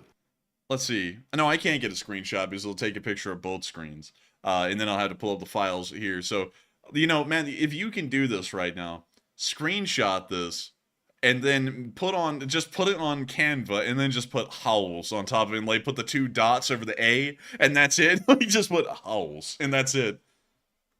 I just grabbed a screenshot. I'm going to go over to Canva real quick and throw that up over here, and let's see what we can do. Man, and This is some merch creation on the spot. Man, put it in put it in the Discord DM as soon as it's done, so that way we can show it on stream. But moving on from that and down into the area of Dzhankoy, we also got some additional footage and aftermath pictures showing what was hit and what was damaged in the area. And so here is some footage of the Dzhankoy airfield being hit again from last night. We got new footage for today.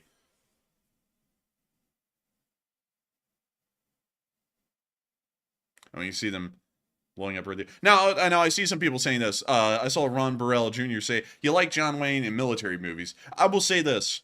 I think The Longest Day is a classic. I think John Wayne did really good in that one because his acting style largely did fit. I think he actually changed up his acting just a little bit for that movie, and I like it. I think The Longest Day is actually a cult classic. Not a cult classic. It is just a true-on full classic. But we can see the explosion happening at the Dzhankoy airfield still right there.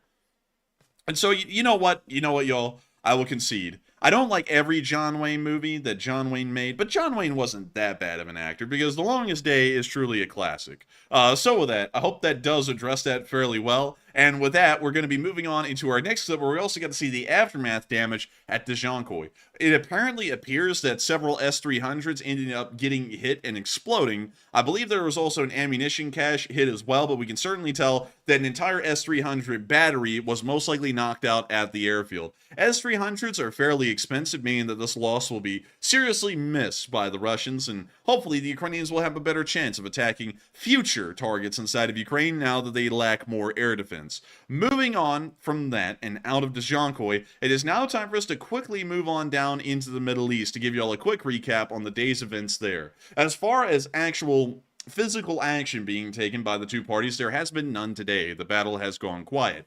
However, we have heard that there is a large amount of diplomatic maneuvers being made throughout the area, and it does seem as though they are still preparing for war. Iran is now going to be protecting Iranian-flagged cargo vessels until they reach the Red Sea by escorting them from Iran into the Red Sea. We have also heard that the Israelis, like we were saying a little bit earlier, are going to be waiting to conduct their strike now, according to information in U.S. intelligence, until after Passover, meaning that this will happen after April 30th, which is a very long way away, 2 weeks away at this point. And we have also heard that inside of Azerbaijan, the Azerbaijanis, while they're kicking out the Russians, may be providing 3 airfields to Israel for their aircraft to stage out of and attack the Islamic Republic of Iran from. I'm not really sure if the Israelis will want to take up that offer, but still, it is an interesting rumor to hear, and possibly showing that the Israelis are starting to work on creating that regional coalition that would help them to face down the Islamic Republic of Iran. These are the only 3 major developments that we were able to get from the region today, as it does largely appear that things have died down, at least for now. And I want to make sure that it's clear that it is at least for now. We are expecting that this will once again flame up in the future, and we're going to be keeping a very sharp eye on this as best as we possibly can. If there are any developments in the future that start to show that things are starting to pick up and take off again, we will be making sure to cover them. We will largely keep y'all updated each and every night right now on this situation until it either completely dies down or it revs up to 100 here after April 30th from what we're hearing right now. But with that, we're now going to be moving on back into Ukraine and up to Kyiv, because it is time to cover the speech from President Volodymyr Zelenskyy here on day 784 of the war. And so, funnily enough, I hate to say it, it's not on his website. So let me really quickly go to YouTube, because there is something he did today that was filmed. But let me just go and quickly find that, so that way I can find it for everyone and we can show it here on air. And so, President of Ukraine. Дорогі українці України. 8 hours ago, the occupiers must lose. This seems like it's what we're looking for. Raw juice. And so, let's see here. Also, by the way, I got that picture to you. Oh, really? Yeah. We will check it out after the speech. But without further ado, here is the speech from the one, the only President Volodymyr Zelenskyy on day 784 of the war. And so, without further ado, here is the speech. Speech! Дорогі українці, українки. Підсумки цього дня.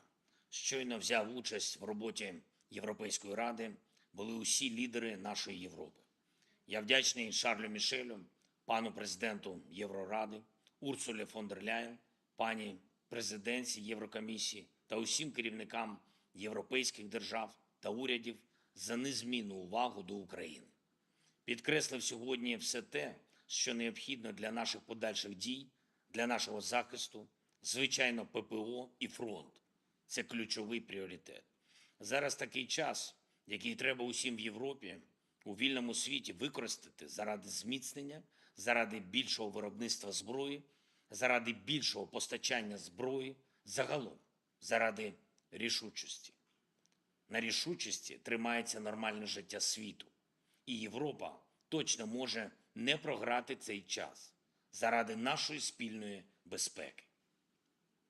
Перед засіданням Євроради я звернувся до учасників зустрічі у Світовому банку, ключових світових фінансистів, міністрів фінансів, країн-партнерів, керівників провідних фінансових інституцій.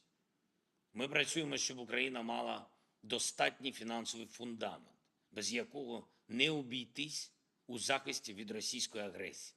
Оборона і відновлення, соціальна стабільність – все це потребує фінансів, довгострокових програм підтримки. Та нарешті рішучих дій, щоб заморожені російські активи почали працювати для захисту від російського ж терору. Сьогодні говорив із генеральним секретарем НАТО Єнсом Столтенбергом. Готуємо на п'ятницю засідання Ради Україна-НАТО. Порядок денний саме про союзництво, саме про силу спільних дій, про те, як можемо разом, і дійсно разом, дати більше захисту життю усім нашим містам і громадам. Союзники зараз на Близькому Сході показали, що вони насправді можуть. Можуть, коли рішучості достатньо. Сьогодні протягом дня отримував доповіді щодо трагедії в Чернігові. Російського удару просто по місту, по цивільній забудові, будинки пошкоджені, лікарня, зруйновано готель, люди були під завалами. Багато поранених. Станом на зараз відомо про 17 загиблих. Мої співчуття усім, хто втратив рідних. Рятувальна операція на місці тривала весь день і буде продовжуватись, поки не з'ясуємо долю усіх, хто може бути під завалами. Кожному рятувальнику там, на місці, усім медичним працівникам, усім поліцейським, які допомагають, комунальним службам, які залучені. Я дякую кожному, хто рятує життя. І хочу подякувати також усім в наших Збройних силах України, хто готує спеціальні операції, особливо важливі операції, надзвичайно вагомі, які знищують техніку російської армії, їхню бойову інфраструктуру. Сьогодні Збройні сили України реалізували правильний удар по окупанту в Джанкої, по аеродрому. Дякую, воїни. Дякую за вашу влучність. Дякую головкому Сирському за організацію цієї операції. Окупант повинен втрачати, і кожна їхня втрата – це сила України. Дякую всім, хто воює та працює заради України. Дякую всім, хто підтримує нас. Слава Україні! And And with that, that is the end of the speech from President Volodymyr Zelenskyy, and that wraps up that segment of the stream. We're now moving on into the second segment of the stream, the fun one, where we get to talk to all of y'all, really cut loose and talk about whatever we want to talk about, whatever y'all want to talk about. And I gotta say, this is one of the most enjoyable and fun parts of the stream every single night. But Matthew, we have to get into it to be able to enjoy this segment. But before we start talking to everyone about whatever they want to talk about, we do have to answer something that was brought up as a question. Major ammo plants in the United States, the United Kingdom, and the Russian Federation have caught on fire in the last few days. Coincidence? I think not. Or do you think it is? What do you think? We do know that there are fires that have broken out. There was an explosion that actually happened in Wales today at an ammunition plant. And there was a fire that occurred yesterday in Scranton. Whoa, what do you mean, Jack? That burned down a part of that ammo plant. And we've also been hearing, of course, of the continuous fires that have been happening on Russian ammunition plants. These could entirely be coincidences. Or they could not be. What do y'all think? Matthew, what do you think? So on the topic of major ammo plants in the US, UK, and Russia catching on fire in just the last couple of days, the question is it a coincidence? Only 19% said it is a small coincidence, 15% were unsure, and 58% said it sounds like sabotage to me. And honestly, it's beginning to sound a lot like sabotage. It's not like Christmas, it's like sabotage. And I would say the odds of that Scranton plant catching on fire, such a major plant that produces artillery shells in the United States during such a crucial time in the war and also in our own domestic defense, that is something to me that strikes me as a bit odd. And now the UK is having plants break out on fire, and it's sounding like it's probably attempts at sabotage. Obviously, we have no evidence to prove that. That is simply my hunch, but I don't believe in coincidences like that happening. I simply don't buy it. Now, but Enforcer, what say you? I would have to say, sounds like sabotage to me, especially in the West, considering that we have such stringent safety standards due to things like OSHA, which simply don't exist inside of Russia. It seems to me very weird to hear that there are large amounts of ammo plants that are having unfortunate accidents. So I believe that it's most likely sabotage. But once again, I do have to say that usually I don't have a focal lens on ammunition plant fires or factory failures. And this is something else as well that really happens a lot in the news, is that you'll hear something like a train derailment, like in East Palestine, and then every news company from then on for like the next 2 weeks like makes big news about every train derailment in the country, which led a lot of people to believe that that was all just happening right then and there, and no train derailments had ever happened in America before, and the entire nation was falling apart over those 2 weeks. The reality is that there's train derailments happening almost all the damn time. Like, it's like an endless thing. Like, really quickly, I'm going to pull up our local provider for rail here in the South, CSX, and if I type in CSX News, I will put money on it that there is some train derailment that has happened within the past few days. So let's scroll over here. Let's go to more news. Let's see. Rail news. What? Wait a minute. What? The CEO dies?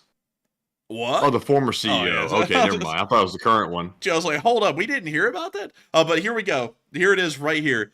3 CSX crew members hurt in train crash derailment in Folkestone 2 days ago. That was 2 days ago. There was another train derailment. And let's see here.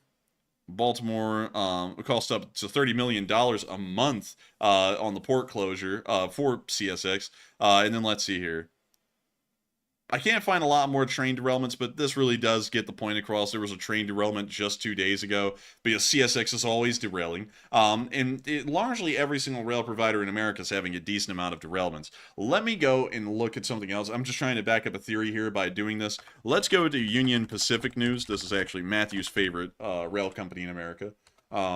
Is it still your favorite rail company in America, Matthew? No. What, for cargo? Yeah, for cargo, is it CSX, Union Pacific, Norfolk Southern, BNSF? Is it Kansas City Definitely not Norfolk Southern, that's for certain. CSX. Really? Yeah. Dude, I thought you hated CSX back in the day. I thought you loved that Union Pacific yellow color, No, I just hated them because I couldn't get the model, the CSX model. At least I got the Union Pacific one. Oh yeah, that's true. But also, once again, to show you, 2 days ago, it was a mess. Train derailment, forces evacuation in West Cha. I love to know that was in West Cha. But beyond that, another train derailment. Let's see. Another train derailment in Nebraska. Let's see here. But 2 train derailments in Union Pacific alone. Like, it's just that the news doesn't really...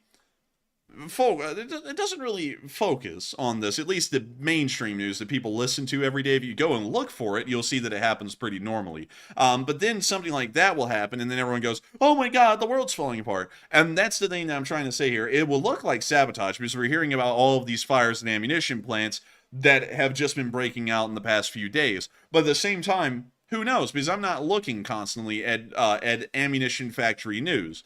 You know what? Actually, let's go look at that. Ammunition factory news. Let's see here. So let's go look at the news. Let's see what we got. Fire broke out at the Scranton plant. We already know about that. Let's see. Rheinmetall will build a new one. Let's see. An explosion occurred at an ammunition factory for Britain, which was in Wales. We heard about that one. So let's go to the next page. Let's see here. Base system. It felt like an earthquake when the blast rocked Britain's only munitions plant. Only? Oh, that's a little... but anyways, let's see. Employee. So let's go back a little bit farther. Maybe we can find some news that's a little bit older. Let's see. Germany start work. Let's see. Army ammunition plant is tied to mass shootings across the U.S. Yeah, because Lake City makes all the ammunition in America, so it would be impossible for them not to be linked to everything, because they almost make 60% of the ammo in this country that's in 5.56. So it would be really hard not to. That's a stupid title. Anyways, moving on from that, let's see here. I'm not really seeing a lot about fires, actually. Actually, we're seeing a lot about new ammunition plants opening. We're seeing a lot about new ones breaking ground as well, but I'm not really seeing a lot of them about explosions. This one's once again from 16 hours ago in South Wales at Monmouthshire, same one we already know about. I'd be shocked if they had fires at ammo plants quite a bit, because that seems like a bad combo. You know what?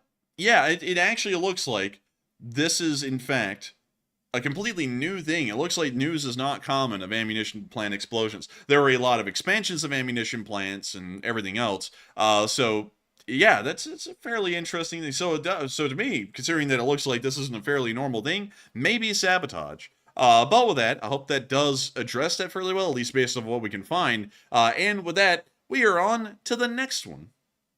Also, Enforcer, pull it up real quick in the Discord. I made that little Russian Hoss Oh, meme. yeah. Man, dude, you actually put in some effort into this. Man, if the rat Just a teeth little fit, bit. man, we got that. Yeah, I can't see it. I can't see it on the screen, but Damn I'll it. take your word for it. Man, if the rat piece is fit, we got that Russian house up in here. I feed it Fiji water. I treat it like my pigeons. I absolutely love my pigeons. Man, I'm telling you what, I'm gonna beat that little scrawny bastard's ass in a couple of months. Where I'm gonna beat him over the head with a Russian house, you know?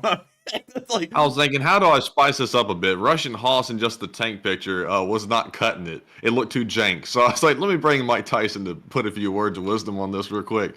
It came out just perfect. man, this is the first time that Mike Tyson has been on this stream in like a whole year. I'm not even gonna lie. And I gotta tell you something, Maddie. I thank you so much for giving me the opportunity to be back on your live stream and shut down your station, turn off your station. But beyond that, oh man, dude, this is actually pretty good. I'm actually getting a kick out of this thing. But anyways, with that, I hope that does address that well. We were able to finally make a meme out of the house. But with that, thank you everyone for enjoying this little joke.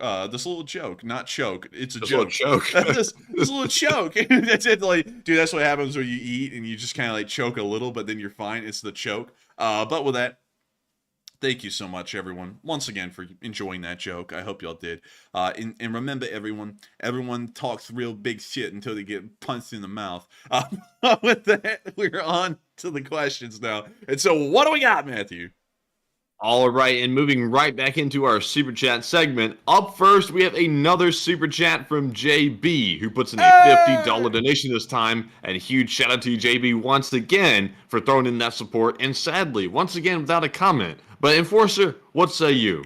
And I gotta thank you so much once again for the support, JB, and helping this channel to keep on running. If it wasn't for folks like you, we wouldn't be able to make this thing possible. And so, thank you so much once again for the massive support tonight. The largest super chatter of the night, actually, at the moment. And I got to thank you greatly for that, because if it wasn't for folks like you who really enjoyed this channel and helped to support it to keep it rolling, we wouldn't be able to make this thing possible. And so, thank you so much once again. I hope that does address that well. And with that, we are on to the next. But everyone give a huge thanks to JB for helping this channel to keep on rolling. And with that, we are on to the next one.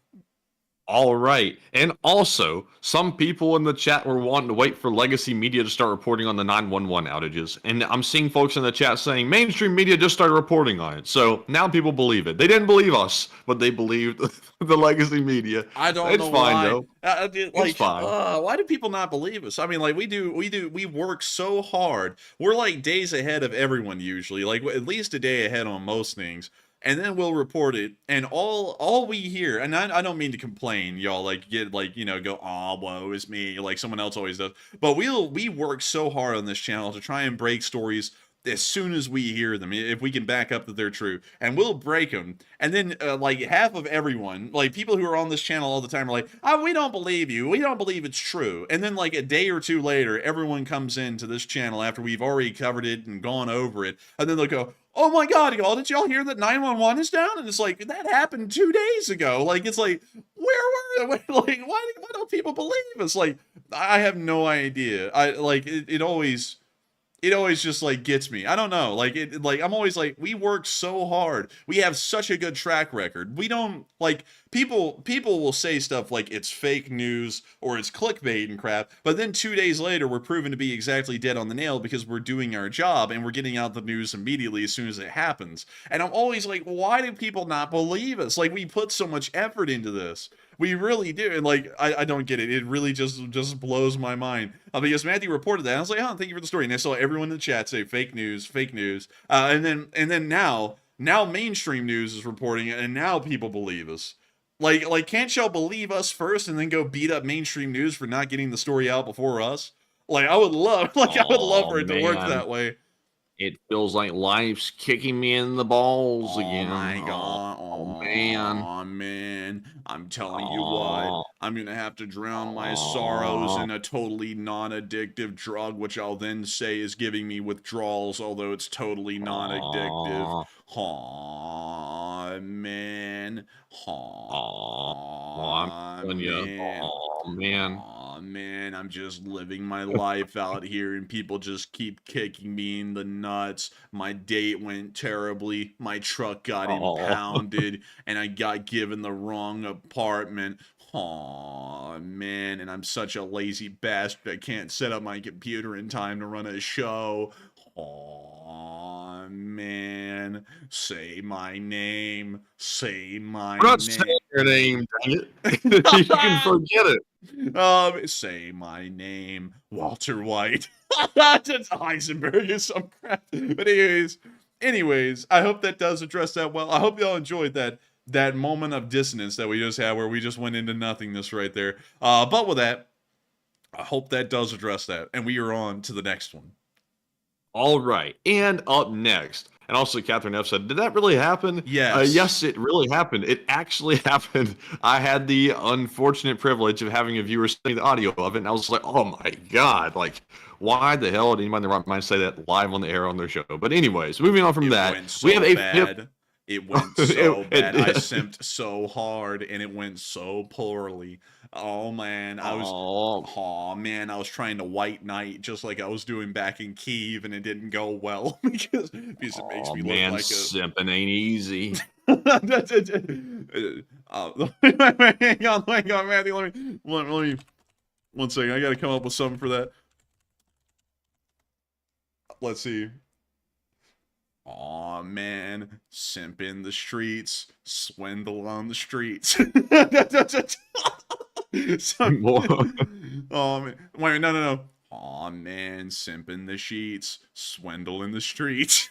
Oh, man. You get what I'm trying to do, man? They call me Big Simpin'. Aw, man. They don't call me. Well, they don't call me Big Papa, but if they did, they wouldn't call it me for nothing.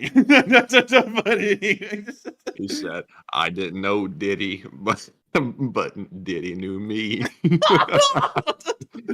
Aw, man. You think I smoked this weed for nothing? I'd use it to drown out how much life kicks me in the balls. Aw, man. Man, call him pimp, man. He call him pimp. He gets all the ladies, you know what I mean? A whole full zero. I'm not wrong. The whole YouTube world is wrong. Dude, he's like those crazy people, man, who are like, I'm not the problem in the relationships.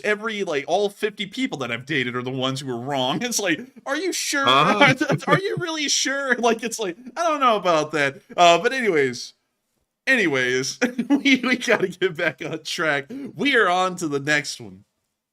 And the next one goes to Babylonian, who puts in a $50 donation. Thank you very much, Babylonian, for that support. They said, you guys are great, and you're true to who you are and can tell in the reporting. And your news reporting is honest from the info you have, and it's super refreshing.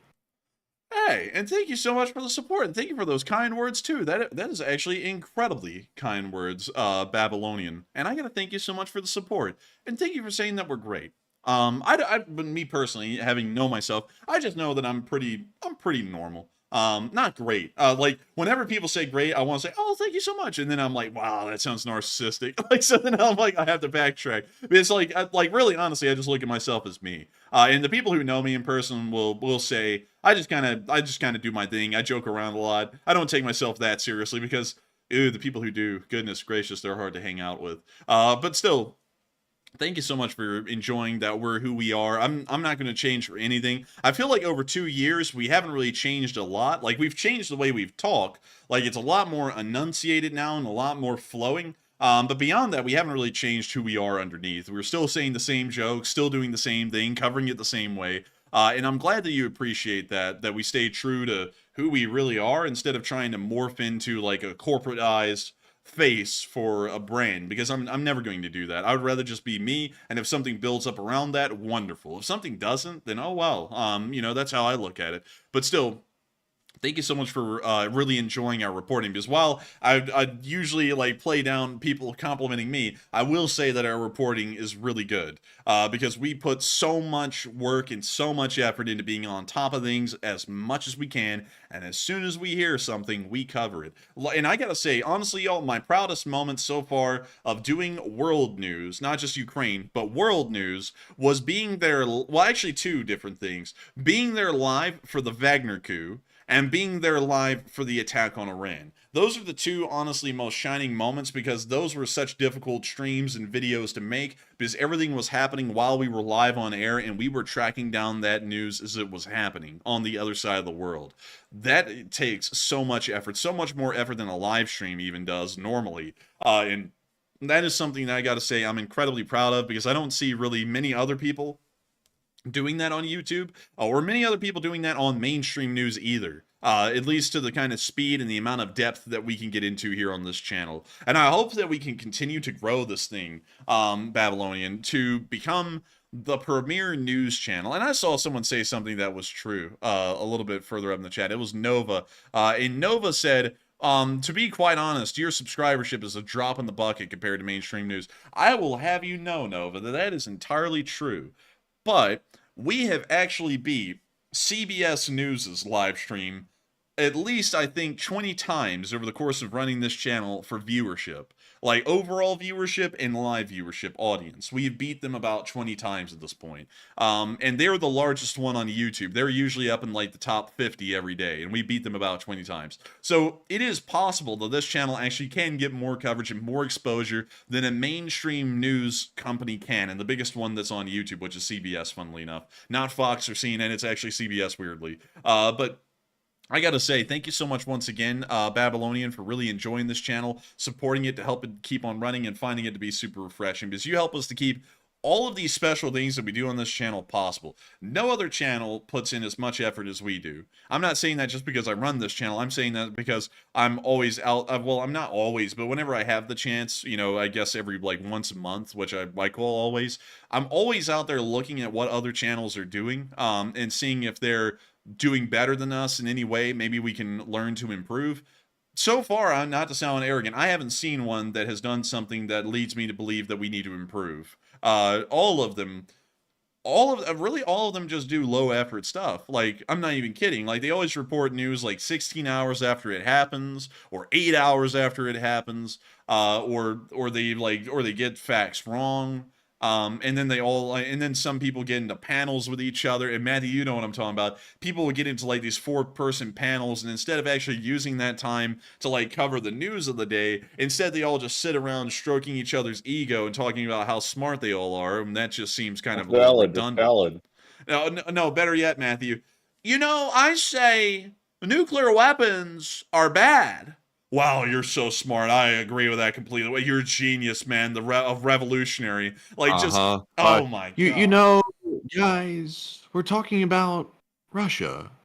Russia has nuclear weapons, and it's bad, you know? Hi, guys. I got into this a little late, but I want to share with you the most uncontroversial, most universal statement ever, and we're going to make it sound all original. And then everyone on the panel goes, "Oh yes, that is so genius, so smart." It's like, no. I'm just saying, man. I'm just saying.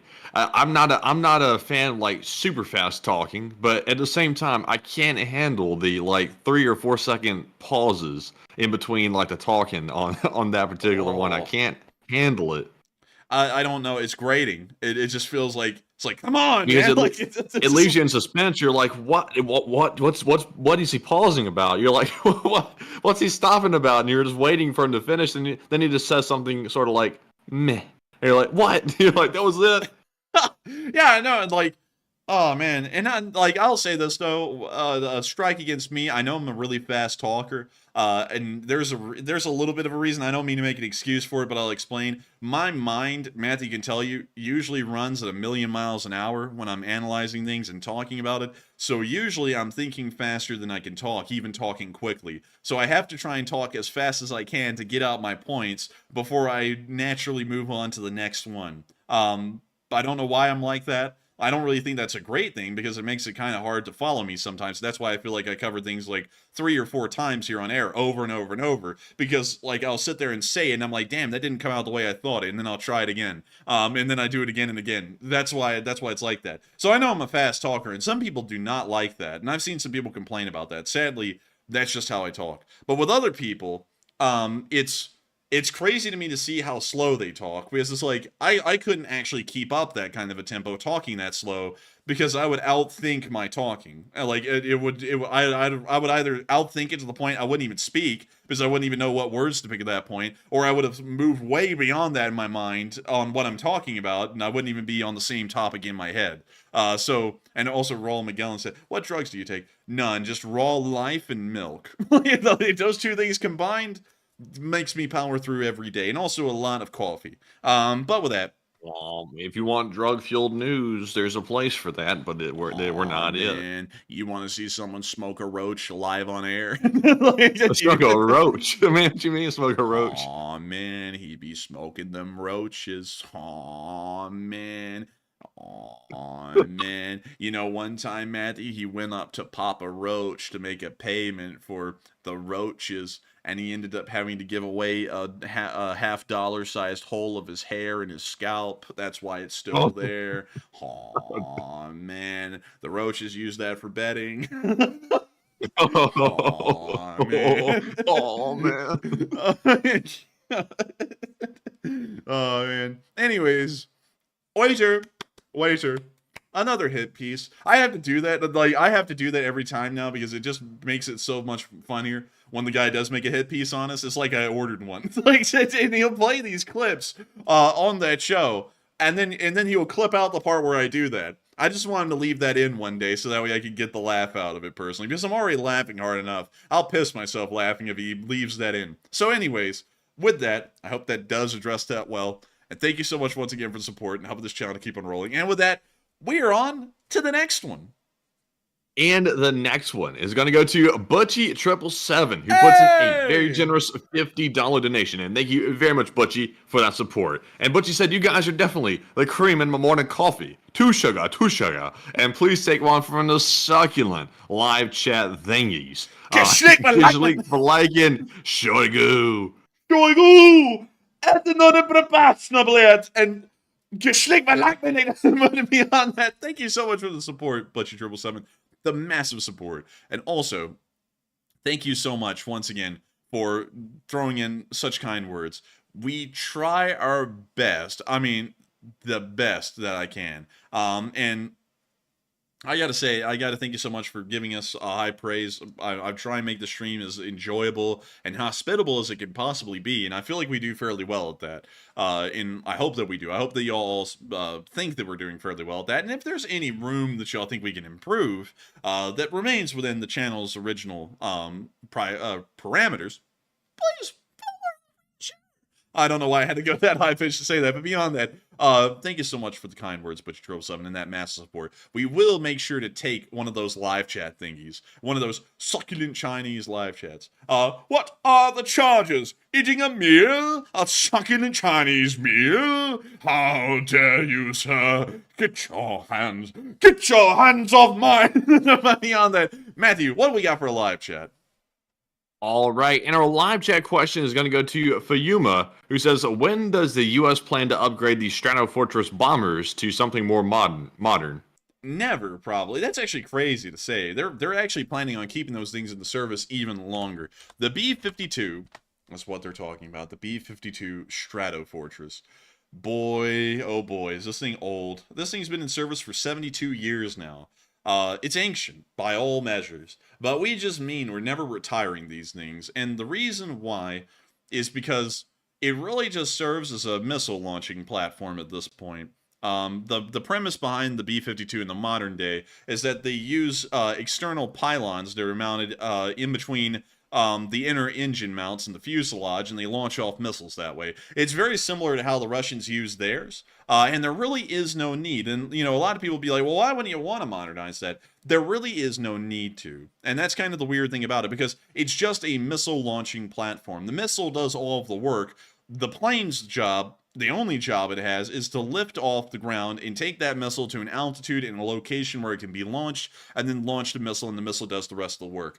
That's probably why the B-52 will still not be retired a long time into the future, because it just wouldn't make a lot of sense. It would just be an unnecessary expenditure on a plane that would end up really doing the same thing as the B-52. In reality, I don't really know what they could evolve this thing into. They don't need a supersonic bomber, because for the role that the B-52 fills, supersonic requirement is not needed. The aircraft does fine being a subsonic.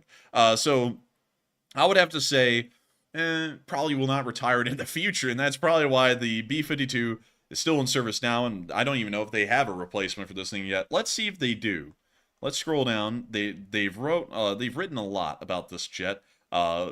Here on Wikipedia, and let's see, dude, they had Operation Chrome Dome out there, man. Aw, man. Oh, the date went terribly. Aw, man, Chrome Dome. But beyond that, let's oh, here we go. No, that's not it, actually. Those are drones. We're looking for a B-52 carrying missiles. You can actually see the external hard points on this B-52 right there. But let's see here if I can show y'all one that actually is carrying weapons. Where? Here's some B-52s working for NASA. Here's a B-52D dropping some bombs in Vietnam. But I'm looking for the one carrying the modern day. They dropped a bomb on me. Whoa! They were dropping bombs. But also, there's some of the hard points as well, again, that you can see. But I'm really trying to find the ones that are carrying the missiles. Okay, so sadly, still not finding the ones that can carry the missiles. But you can actually see the hard points here, and you can actually see them mounting some weaponry onto the hard points. You can also see that over here as well. So this thing can carry a large amount of missiles. And that's really its only job at this point. So they don't really need to improve the aircraft much, because it's already been improved as much as it can be. But with that, I hope that does address that well. Thank you so much once again, Butchie777, for sponsoring that live chat and helping this channel to keep on running, because folks like you do help to make this thing possible. Also, one other thing that I bet y'all don't know, or maybe y'all did, and just a cool little reminder here, a B-52 fun fact. The B-52 was designed in an era where the tail gunner was still a necessary addition to the aircraft. So there actually is a tail gunner's position on the B-52 for a guy to sit right there in that glass canopy and operate these quad-mounted 50 cals out of. That's nice. Pretty whack. Later on, they actually upgraded that to be a M61 minigun, pretty much. An M61 20mm cannon or minigun. But with that, hope that does address that the best I can. And with that, we are on to the next one. And our next super chat is going to go to Eric Lessing, who puts in a 25. And thank you very much, Eric, for that support. He says, I don't have a lot to spare because I'm in the middle of moving to a new apartment. But I love what you guys do, and I follow you guys every day. And please keep calm in doing what you do. Hey, and thank you so much for the support, Eric Lessing, and best of luck to you moving into that new apartment. I hope it goes smoothly, it goes well, and I hope that the neighbors are good, because the neighbors can sometimes be bad and trouble starts. But beyond that, I thank you so much for supporting this channel at all. Any support is great support, and I thank you greatly for still supporting this channel, even while you're moving into a new apartment. Best of luck with that again. But thank you so much for loving what we do and following it every day. We love to know that we can see the same people here every single night, day in and day out. It makes the stream a lot more familiar for us. And we will make sure to keep calm and keep doing what we're doing. Honestly, at this point, I can't be any calmer. I feel honestly unfazed by a lot of what's going on out there these days, especially with what goes on against us, like we were joking about just a second ago with Waiter, another hit piece. Like at this point, I'm like, I could care less. Like I really could. Like everyone tried their best back in October of last year, and we're still going today. And we'll never stop going. We'll just keep on going, and we'll just never quit. And some of them will quit. Like, some of them will get burned out, tired, end up dropping off, deleted off YouTube, something like that. But not us. We'll just keep on going like we have been forever. And we won't stop until we stop, if you know what I mean. But still, with that, thank you so much once again for support, Eric Lessing. And with that, we are on to the next one. All right, and our next one goes to DS, who puts in a $20 donation. And thank you very much, DS, as well, for that support. He says, I just want to say I love you guys' passion for the news. And thank you so much for loving our passion. Oh, whoa, Jack, whoa. But beyond that, thank you so much for enjoying our passion for the news. We try our best. I cannot say that again. And I got to thank you, DS, for really appreciating our passion for the news, because I love covering the news. I've originally, I'll be honest with y'all, I never really had my heart in law school entirely after I started doing this, because I really found out that this is what I wanted to do. But at the same time, I wanted to go through with trying to become an attorney, you know, to try and become a little bit more marketable as a president in 2040. But after doing it for a little bit, well, doing law school for a little bit, and then realizing I absolutely hated it, I would have to say, I really understand that this is what I love to do now. This is actually something that I truly enjoy from the bottom of my heart. I love doing this, and that's why we're so passionate about covering it, because we get to cover once-in-a-lifetime things. People are going to be talking about the war in Ukraine 70 years in the future, and people are going to be talking about the Iranian strike against Israel 70 years in the future as well. And we were actually here on air covering both of those things while they were happening the entire time. That is so cool. I mean, that is so cool to me to think about, that we're actually covering things that will be in the pages of history in the future, and I love doing that, because I'm a big history guy. And so with that, thank you so much once again for support, DS. I hope that does address that well. And with that, we are on to the next one. And also, someone said, no more news? Yeah, it's no more news. We've been out of news for about an hour, well, not an hour, about 30 minutes at this point. The news segment's over. We're just chit-chatting with everyone at this point. Chit-chatting with folks who threw in super chats, live chats, and everything in between. And with that, we are on to the next one. And the next one goes to, Jack Ray, who puts in a $20 donation. And thank you very much, Jack, for your support. He says, U.S. must show leadership and not just command. And we lead by example. Let's be a good example. Amen, Jack Ray. Ow. What? I was banging my elbow on the table. Man, all I hear is at the end of it, I would go, amen. He went, oh, and I was like, whoa, Jack. Like, you slammed my elbow on the table. Man, I'll tell you what, I hate to hear that. I hope it gets better, Matthew. I hope it does. But beyond that, Jack Ray, I do agree. The United States has to lead by example. Wait, hang on. Defender Marcia, did I get that wrong? Hang on, hold up. Before I even answer Jack Ray, tartar sauce. Oh my lord, did I get that wrong? Tartar sauce. Oh god, I think I did. Origin. Oh god. Wait a minute. You meant anything about the tartar sauce? Okay, wait, hang on. Tartar sauce originated in France as sauce tartare, or tartare, named after the Tatars who settled in Ukraine and parts of Russia. So it's named after them, but it's not from there. So I was completely wrong on that. Thank you, Defender Marcia, for correcting that. That's something I was entirely wrong on. I'll be eating my foot on that one. It would be tatar sauce, not tartar. No, they're Tartars. It's Tartarstan, out there in Kazan. This is Tartarstan. About Tatar? I don't know about Tatar. I don't know. I don't know.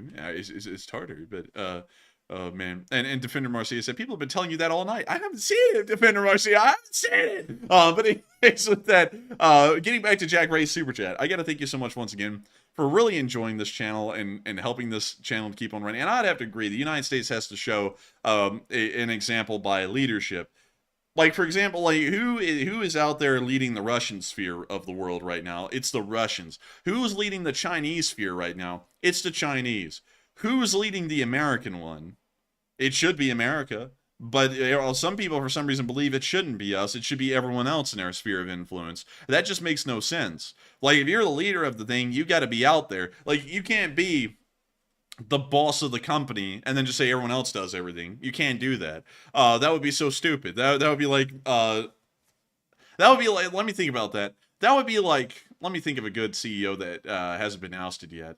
Well, not a good CEO, but a good example. Jeff Bezos. It would be like Jeff Bezos going, let everyone else do my job. It's like, you can't do that. Like, you can't do that if you want to. That would be stupid. You know, your company wouldn't run right. It would fall apart. There would be power struggles and everything. And so I hope that does address that well, Jack Ray, because I completely agree with that. The United States does have to be out there securing our own interests around the world, because if we're not doing it, no one else is doing it. And why in the world would the Europeans, like really thinking about it, why in the world would the Europeans struggle and put themselves under so much strain to prop up our interests. If they do that, then they're going to start going, well, if we're doing all of this effort, then we're not going to look out for American interests at all. We may as well just be looking out for our own from here forward. And they'd be completely right in saying that. They really would. And that's one thing that people don't get. We end up leaving our sphere high and dry and leaving everyone to fend for themselves. They'll decide that fending for themselves is better than fending for everyone as a whole. But with that, thank you so much once again for the support. I hope that does address that the best I can. And with that, we are on to the next one.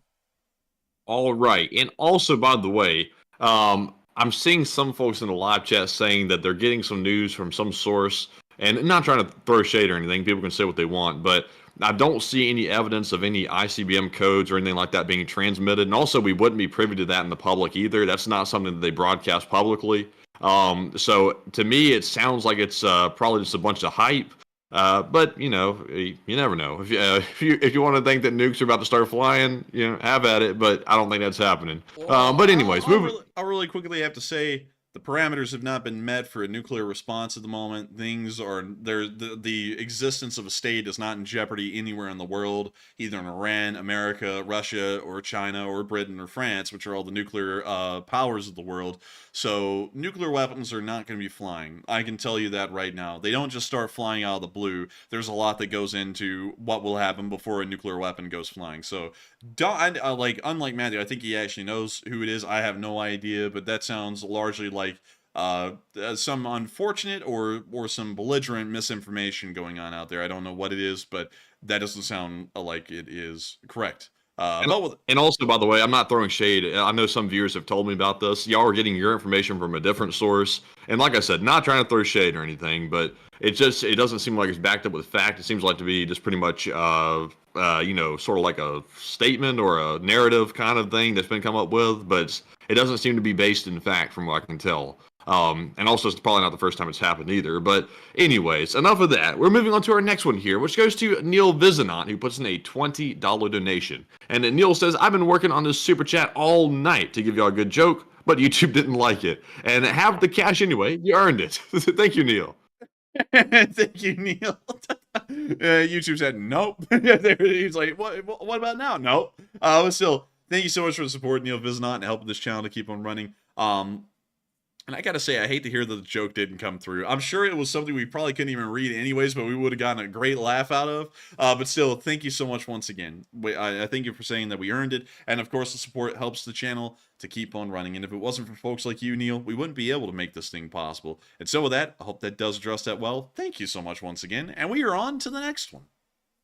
And the next one goes to Panama Floyd, who puts in a $20 donation and says, my own dad loved Western films, but maybe that's why my own favorite is Blazing Saddles and Sons and Fathers. And take a question from the chat, please. And thank you so much for the support, Panama Floyd. And I gotta say, I have seen clips of Blazing Saddles, which was made by Mel Brooks, I believe, if I'm correct. And it had... what the hell is the name of that actor, Matthew, who played the original Willy Wonka? Do you know his name? Let's see. What the hell is his name? It's, hold on. Gene Wilder. Yeah, Gene Wilder. It had Gene Wilder in it as one of the main characters. That was a really funny movie. I gotta say, it was hilarious. So Blazing Saddles was a great movie. And also, Gene Wilder is what I consider to be a good actor, because they have great range. Like Gene Wilder did a lot of comedy stuff, but he also did a couple of serious movies as well. Like Willy Wonka. I mean, or Charlie and the Chocolate Factory was what it was really called. And that was a fairly serious movie. And, it wasn't really that comedic.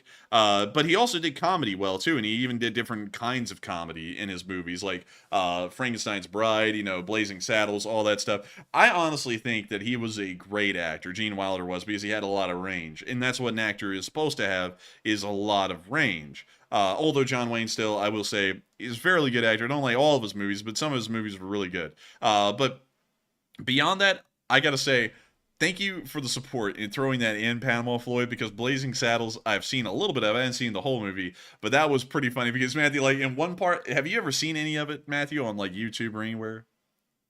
I don't think so. In one part, they started running away, and, the bad guys were like, we'll cut him off of the... And so I was like, at the pass, and he's like, yeah, we'll cut him off at the pass. And it's like, that's like the cliche thing from like all Western movies is that you cut him off at the pass. And so like it was funny all the way through. But still, with that, I hope that does address that incredibly well. Thank you so much once again, Pamela Floyd, for the support and helping this channel to keep on running, because folks like you help to make this thing possible. And so with that, we are on to the next one. But thank you so much once again, and we will make sure to get that live chat. And so, Matthew, what do we got? And the live chat question is going to go to Andy L. He said, how about ships hitting bridges? And I'm assuming he made that comment in reference to the ammo factory suddenly having fires. Let's see if we can actually find that out. Great question. Ship collision. Ship collisions. Let's see here.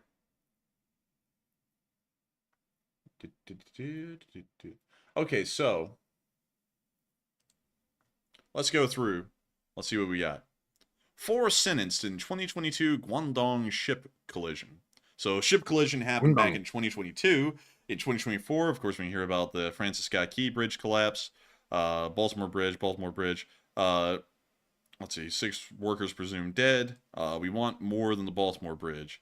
Let's see here, Memorial Bridge, fortified with barriers. That one's in Delaware. Wow, they're talking about nothing but that freaking bridge. Let's see. All opens up a crime probe. Oh, and criminal probe. Interesting. Let's see. Denmark detains Shadow Fleet oil tanker after ship collision. That was 4 weeks ago. Let's see. Video show. Well, we don't want to know about the Baltimore Bridge. We don't want to know. Dang. Oh, here is ship collision in the North Sea, right there. October 24th, 2023. Let's see here. Ship collision, Baltimore. North Sea ship collision leaves 5 dead in the North Sea. I believe that's the same one as earlier. Yep, it is. Let's see here. Ship collision by a distracted watch officer who was texting on his phone. That was on June 7th of 2023. They ended up colliding with some vessel or something along those lines. Let's see here. What else? Baltimore Bridge, more Baltimore Bridge, a lot of Baltimore Bridge. A lot of people asking, can their bridge survive a collision? A lot of people are wondering about that these days. Let's see. Germany will raise cargo ship Verity as collision investigation proceeds. So there was a plan to salvage the wreck of the Isle of Man registered cargo ship Verity, which sunk in October in a collision. So that was another collision back in November of last year. Let's see here. Let's keep looking. Baltimore Bridge. The crash in, oh, come on. They just keep, like, people got that Francis Scott Key Bridge story and they made like 9 million articles on it. This is crazy. Let me go over here really quickly and let me see if I can actually filter it out to where we don't get the most recent stuff, at least from last month. News. Let's see. We want to tools sort by custom range. We want everything from let's see, April of 2023 to April of, well, actually no, we want it up to February of 2024. So let's put that in. All right, so now that we got all the Francis Scott Key Bridge crap out of the way, let's go through here and okay, so North Sea collision, big thing. Someone ran into a bridge. Let's see, 1 dead, 4 missing after another ship collided in the North Sea. Let's see, near collision of Navy ships in the San Diego Bay was almost a preventable incident. Near collision in between Chinese ship, well, that's military action. Partial bridge collapse after a ship collision in China. Let's see, ship collision in the South China Sea. That was a military action though, so that's not included. Let's see. China Logic, okay, the cruise ship diverted after deadly collision at sea. So a P&O cruise ship had a collision in October. So you can see that just over the last few months of 2023, there was a decent amount of collisions. The Port of Miami authorized to reopen after vessel collision, most likely in between 2 cruise ships. Suez Canal ship traffic reported normal after tanker collision. 2 tankers collided in the Suez Canal. Let's see here. Fishermen rescued after likely cargo ship collision. Let's see here. 2 missing as Japanese cargo ship capsizes in collision with container ship. That was in August. So it's fairly common. Like it's not like a daily occurrence, but it's like several weeks apart. There's some kind of a collision of vessels with an object or other vessels at sea. It seems fairly normal. So I hope that does address that fairly well, at least about the ship collision side of things, because a lot like the train derailments, ship collisions are the very same. And that's the thing with news, is that if mainstream news starts to focalize on something like that, like ship collisions, which they started to do after the Francis Scott Key bridge collapse, and also after the East Palestine train derailment, it makes it look like before that, nothing was crashing. Now everything's crashing and colliding with each other. And that's the thing. That it looks like ship collisions are fairly normal to me with other ships and other objects, fairly normally. And so with that, I hope that does address that fairly well. And also, I'm actually seeing this a lot in the chat. Matthew's addressing it. I have to make this very clear. I don't know what's up about, this information in the chat, but we have no information on this end showing that there are nuclear codes being transmitted anywhere and nuclear weapons are about to be launched. We have absolutely no information about that. If we're wrong, y'all won't even have to worry about it because y'all will be dead by the time we find out we're wrong. But there is no information on that. And on top of that, the way that kind of stuff works, because we were hearing earlier that apparently the same source was also saying that the United States is at DEFCON 2. The United States doesn't publicly list what DEFCON level we're at for us to even know in the public. So, that information would be pretty hard to find. And I would have to say it seems as though whatever information is coming out on that, we have absolutely no backing to verify that information. We work off of picture and video evidence, and on governmental situations, on statements from government officials, we have to find information from a written source, and there is no information anywhere out there in any source of any kind that is leading us to believe that nuclear codes are being transmitted, nuclear weapons are preparing to be launched, and that the United States is at DEFCON 2. So, and also, our nuclear codes are not transmitted over publicly available radio waves or frequencies. They're also encrypted, because if they were allowed to be heard by everybody, that'd be a bit of a security breach. So the public's not aware of that. Also, someone said it's based on military movement. You are not going to know when nuclear weapons are launched based off of military movement. There's going to be practically none. Because the weapons that are, the systems that are in place to launch nuclear weapons, for example, nuclear submarines, their locations are not known. If for some reason someone is telling you where those weapons are in the world, they have no idea, because no one knows where they are. Not even the United States really knows where they are at a given moment. We tell them where to go, and that, so it doesn't work that way. As far as nuclear missiles, you don't even see any movement. The silos open and they get launched. You also don't see movements of aircraft carriers that may be carrying tactical nuclear weapons of any kind, because they're usually already in position, or their positions are generally unknown to the public or unknown to everyone around the world, except for the highest levels of the U.S. Department of Defense. So I'd have to say, from what I'm hearing, and I have to say this again, I don't know who's coming out with this information. I'm just seeing it a lot in the chat. But it sounds as though this information is unfounded and there's absolutely no basis for the statements. So I hope that does address that well. I'm trying to figure out how to address this, because, I'm trying to go about this diplomatically, because we're understanding that it's being spread apparently by another YouTube channel. I don't know who they are. Matthew, I think, knows who they are, but I don't. But I got to tell you, it sounds like pure misinformation. If there was news out there showing that a nuclear attack was going to happen, we would be on top of it, or we would be dead, because by the time that information got to us, those nuclear missiles are already flying. That's how quick that would happen. So with that, I hope that does address that fairly well. I'm trying to look into the chat. Let's see. LOL. Some of these fellas have been watching the new Fallout TV show way too much. Probably so. Let's see here. Another ship lost power near the bridge. There's only a few in the chat. I blocked him. It's gone now.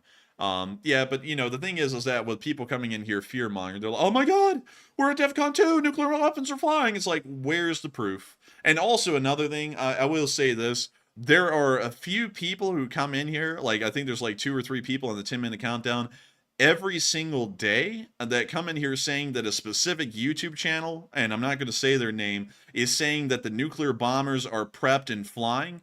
and they're about to nuke someone, and it's like every damn day, and it's been like that for 600 days now. I literally cannot stress enough.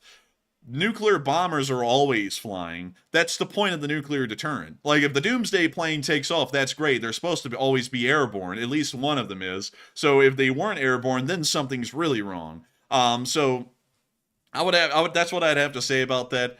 I mean, like, people can do what they do, run their YouTube channels however they want, but we have absolutely no information to back that up. We are not running a story about DEF CON 2 because we don't even know if we're at DEF CON 2. We shouldn't even know. And on top of that, we're military movements around the world anywhere, from what I understand, are not indicating that we are preparing a preemptive nuclear strike, which would be completely against our defensive doctrine in the United States, because our nuclear doctrine is not an offensive doctrine, it is a defensive doctrine, meaning that we would not launch nuclear weapons first. We would only launch nuclear weapons in retaliation of some being launched at us. So it completely goes against our doctrinal standard, it completely goes against logic, it completely goes against everything we're hearing. And so with that, the last guy who did this was Will Bargler, that nut who attacked us. You remember him? Oh yeah, Wheel Burglar. Yeah, Will Barger, Will Barger, whatever the hell his name was, Will Barger or something like that. That nut that lived out in a shack in Texas, like on the side of the road somewhere, was like a hermit nut. He was the last guy that went around running around talking about, oh, the nukes are flying. Like, it was every single day the dude was saying the nukes are flying. Then every other day he was bashing us and saying they're grifters. It's like, dude, the nukes are flying and we're grifters. It's like, can you come up with worse lies? It's like, come on now. But it's just a bunch of crap. Unless people can back it up with actual source material, like to actually back it up, and not play some recording that they found from some like movie website or something like that. Like an actual source, I wouldn't believe a word anyone's saying about that, because nukes aren't flying, and also we're not privy to that information. If nukes were to start flying, the first thing we'd ever know about it is an emergency alert coming across our TVs and phones. That's the first time we'd ever hear anything about it. And even then, it would be too late. But, you can believe what you want to believe, but I wouldn't put any stock into it. And I hope we address that well. And I want to make this very clear. We're not looking for beef. I'll be damned if we get beef again. I'm going to be so tired of it. But we have no news to back that up. So I don't know where people are getting that news. But it sounds like raw misinformation to me. It sounds like something that isn't even founded in reality, to be quite honest. But with that, we are on to the next one. And the next one goes to Duncan VR, the longtime channel legend, and he throws in a $17 donation. Hey! Thank you very much, Duncan, for that. He says, "Abamuba quack. Does the Ruski something house? Oink oink have a WC. The house meowba is moving on so fast. With the driver has no time to take a meow woof dump. And Baba, does he have to crap his pennies?" What? I don't know. Baba woof woof. Thank you so much for the support, Duncan VR, and helping this channel to keep on running. I gotta say that is one hell of a super chat right there. I think you know how to address that. So I'm just gonna say thank you for the support. Thank you for throwing in the typical animal noises. And thank you for helping this channel to keep on running. Because if it wasn't for folks like you, we wouldn't be able to keep this thing on air. And so I greatly appreciate you. And I greatly appreciate you once again being an absolute channel legend. And so with that, thank you so much once again, and we are on to the next one.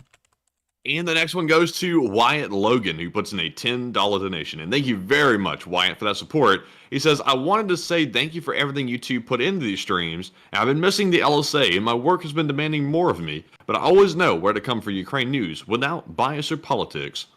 And I've got to say, thank you so much for those kind words and helping us to keep this thing running. And I got to say that it's incredible to know that you're always here with us. You're always watching this stream, and you always enjoy it. And I gotta say, Wyatt Logan, thank you so much once again. I mean, we try our best to keep this thing as non-political as possible, and as focused as it can be on the news, while keeping it light and making sure that people can get the news without being overloaded and freaked out about it. And so, thank you so much once again. Thank you, Wyatt Logan, for being a part of the Lee Spring Army and helping this channel to keep on running, because if it wasn't for folks like you, we wouldn't be able to make this thing possible. Also, by the way, y'all, I'm so sorry. Like, I sound a little bit stretched right there, like trying to answer. I'm trying to keep my eye on like 3 different things right now, the live chat and also a couple of other things. To find y'all something else really quickly, let me go here.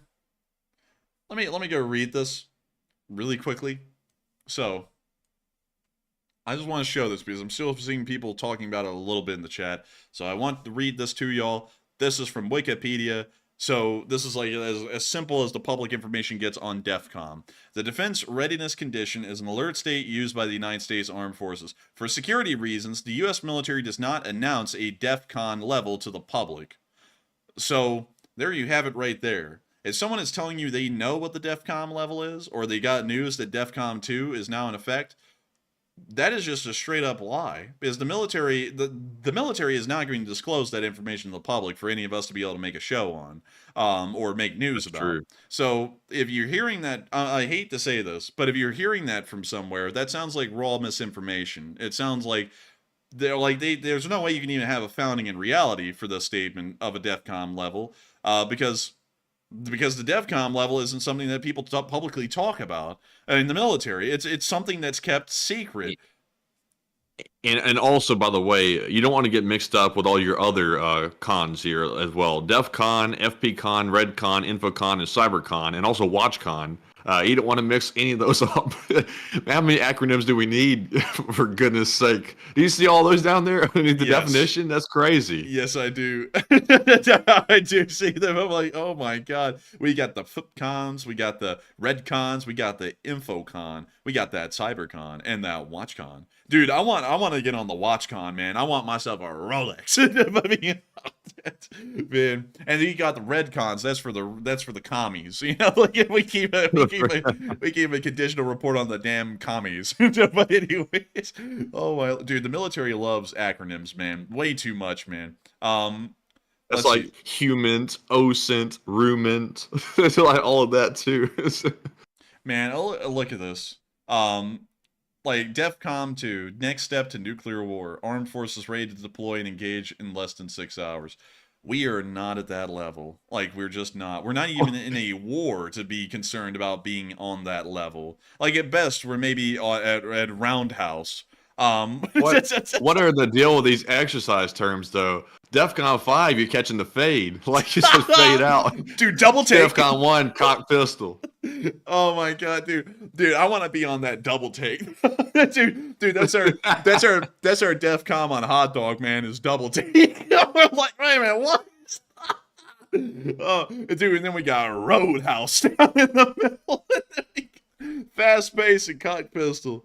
Jeez, man, whoever came up with these names for the exercise terms, they need to do some looking and find some better ones, because double take, really? I mean, like, double take and fade out. Oh my god.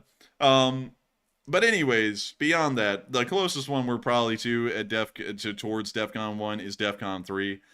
There's no way in hell we're at DEFCON 2, because we're not even in a conflict right now to be concerned about a nuclear retaliation directly against the United States. So why would we be at DEFCON 2? That would make no sense. We also haven't gotten any warnings from the Russians.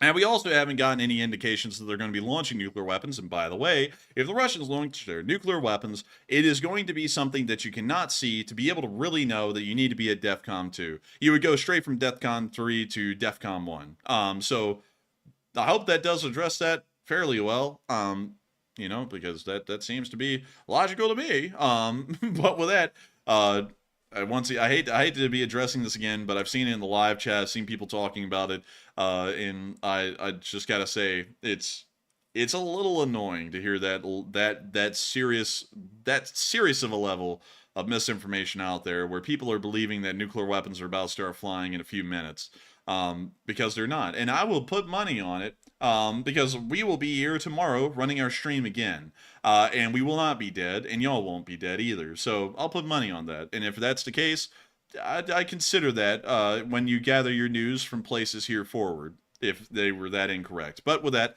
hope that does address that the best I can, and we are on to the next one. And the next one goes to Babylonian once again, who puts in a 10 this time. And thank you very much, Babylonian, for the continued support tonight. It said, true, and the others have ads and show the same clips as everyone else. And most try to send you to Patreon because they can't show if they show ads. Thank you for the support, Babylonian. And that is true. That is very true with the ad thing. And also, a lot of people do show the same clips. I will give credit to a few out there. I usually see them getting to some clips and really analyzing them, and huge credit to them because they do a great job. And also, a lot of people do want to send you to Patreon. Oh my god. Like, the amount of people who try to do that. Like, in our videos, we'll say thank you so much, you know, at the end of the video. Make sure to like, comment, and subscribe, and support us on Patreon if you want. But, like, so many people will, like, plug their Patreon, like, 3 times in their video. Like, it'll be, like, at the beginning, the middle, and the end. It's like, if people want to support you, they're going to support you. You don't have to badger them about it. I feel like at that point, if you're doing that, you're like one of those street performers that are like doing like the gymnastics over the little baby that's standing in the middle. Like if they mess up, they'll kick it in the head and like give them brain damage. And then at the end, they're like, oh, I'm the, you know, like, make sure to give us some money, you know, and then everyone like wanders off. It's like don't do that. It's like, people want to support you, they'll support you. You don't have to harass them about it. And so with that, I hope that does address that fairly well. And thank you so much once again for the support and helping this channel to keep on running. Because, you know, supporting people who run channels is fine. It's just that sometimes I feel like it's done very badly, especially on live streams when people take, like, when people accept sponsorships and run ads on live streams, where usually the information is a lot more gritty, like on ours. I'm like, I don't like that. Like, if you run sponsors and ads on a video, I find that to be fine, because that's what videos are about on YouTube. But, you know, on a live stream, though, I'm like, I don't know about that. And also the whole Patreon thing, you know, people then violating, like, Patreon's rules, people violating YouTube's rules. Like I actually got a little bit more info on a big controversy that is happening out there in the YouTube world, because some channel is supposedly getting deleted. And I looked into it, and it was being claimed that it was a mass report from Russian bots that's getting this channel deleted. And I looked into it the best I can, and the best thing I could find is that that's probably not the case. It may be the case, but it's probably not the case. YouTube probably conducted an audit on that channel and found out that they are running 20 duplicate channels that are uploading the same video and just uploading different audio tracks with them. And I feel like we covered that a little bit last night. Because, you know, YouTube has a certain set of rules, especially when it comes to monetization, that are really strict. You cannot upload the same video in a different place and run ads on it. Like, you cannot do that on YouTube. That is a violation of their AdSense policies, and that's double dipping. Because let's say you get 400,000 views on a YouTube video, which in reality would probably make you like $600. Or something like that. So you make your $600 on that first original upload, and then you upload it on 20 identical channels that are all running AdSense, and you get another 400,000 views on all those. You're making $600 times 20 on the same video, which is abusing the AdSense system on YouTube. And if that's ever found out to happen, which is a very strict policy in YouTube's rules, is that you cannot upload duplicate content and run ads on it. Like, that's something that they actually tell you when you get monetized. You cannot do that. You will be terminated immediately if you do that. If you do that, you get into serious trouble, and that's why we don't do that on this channel. Is go and just like upload our content on 20 identical channels and then get the same amount of views on each of them and then rake it in, because that would be a violation of the system. We'd probably get sued after they deleted us. It would be a terrible deal. And so that's kind of where I hear that it's coming from, where that whole like deletion thing is going, because like it's being stated that Russian bots got them, but Russian bots can't like mass report you like that, because if they could, the entire pro-Ukraine world on YouTube would have been gone a year and a half ago. No one would have existed. No one would have survived this long. So you actually have to violate actual terms of YouTube serious enough to actually get channels deleted. That's how that works. So that's what I understand. You know, if it's different, it's different, and I'm getting it completely wrong. But that's what I've been able to hear, because I heard someone say last night, because I was like, I don't know, maybe, you know, it was different videos. They were like, no, they were uploading the same ones with different audio tracks. That is a complete violation. Because if you want different audio tracks on your video, you just upload the one video on your main channel with all the audio tracks that you have. You don't go and upload 20 different videos that are exactly the same on different channels with different audio tracks. That's a violation of the monetization policy on YouTube.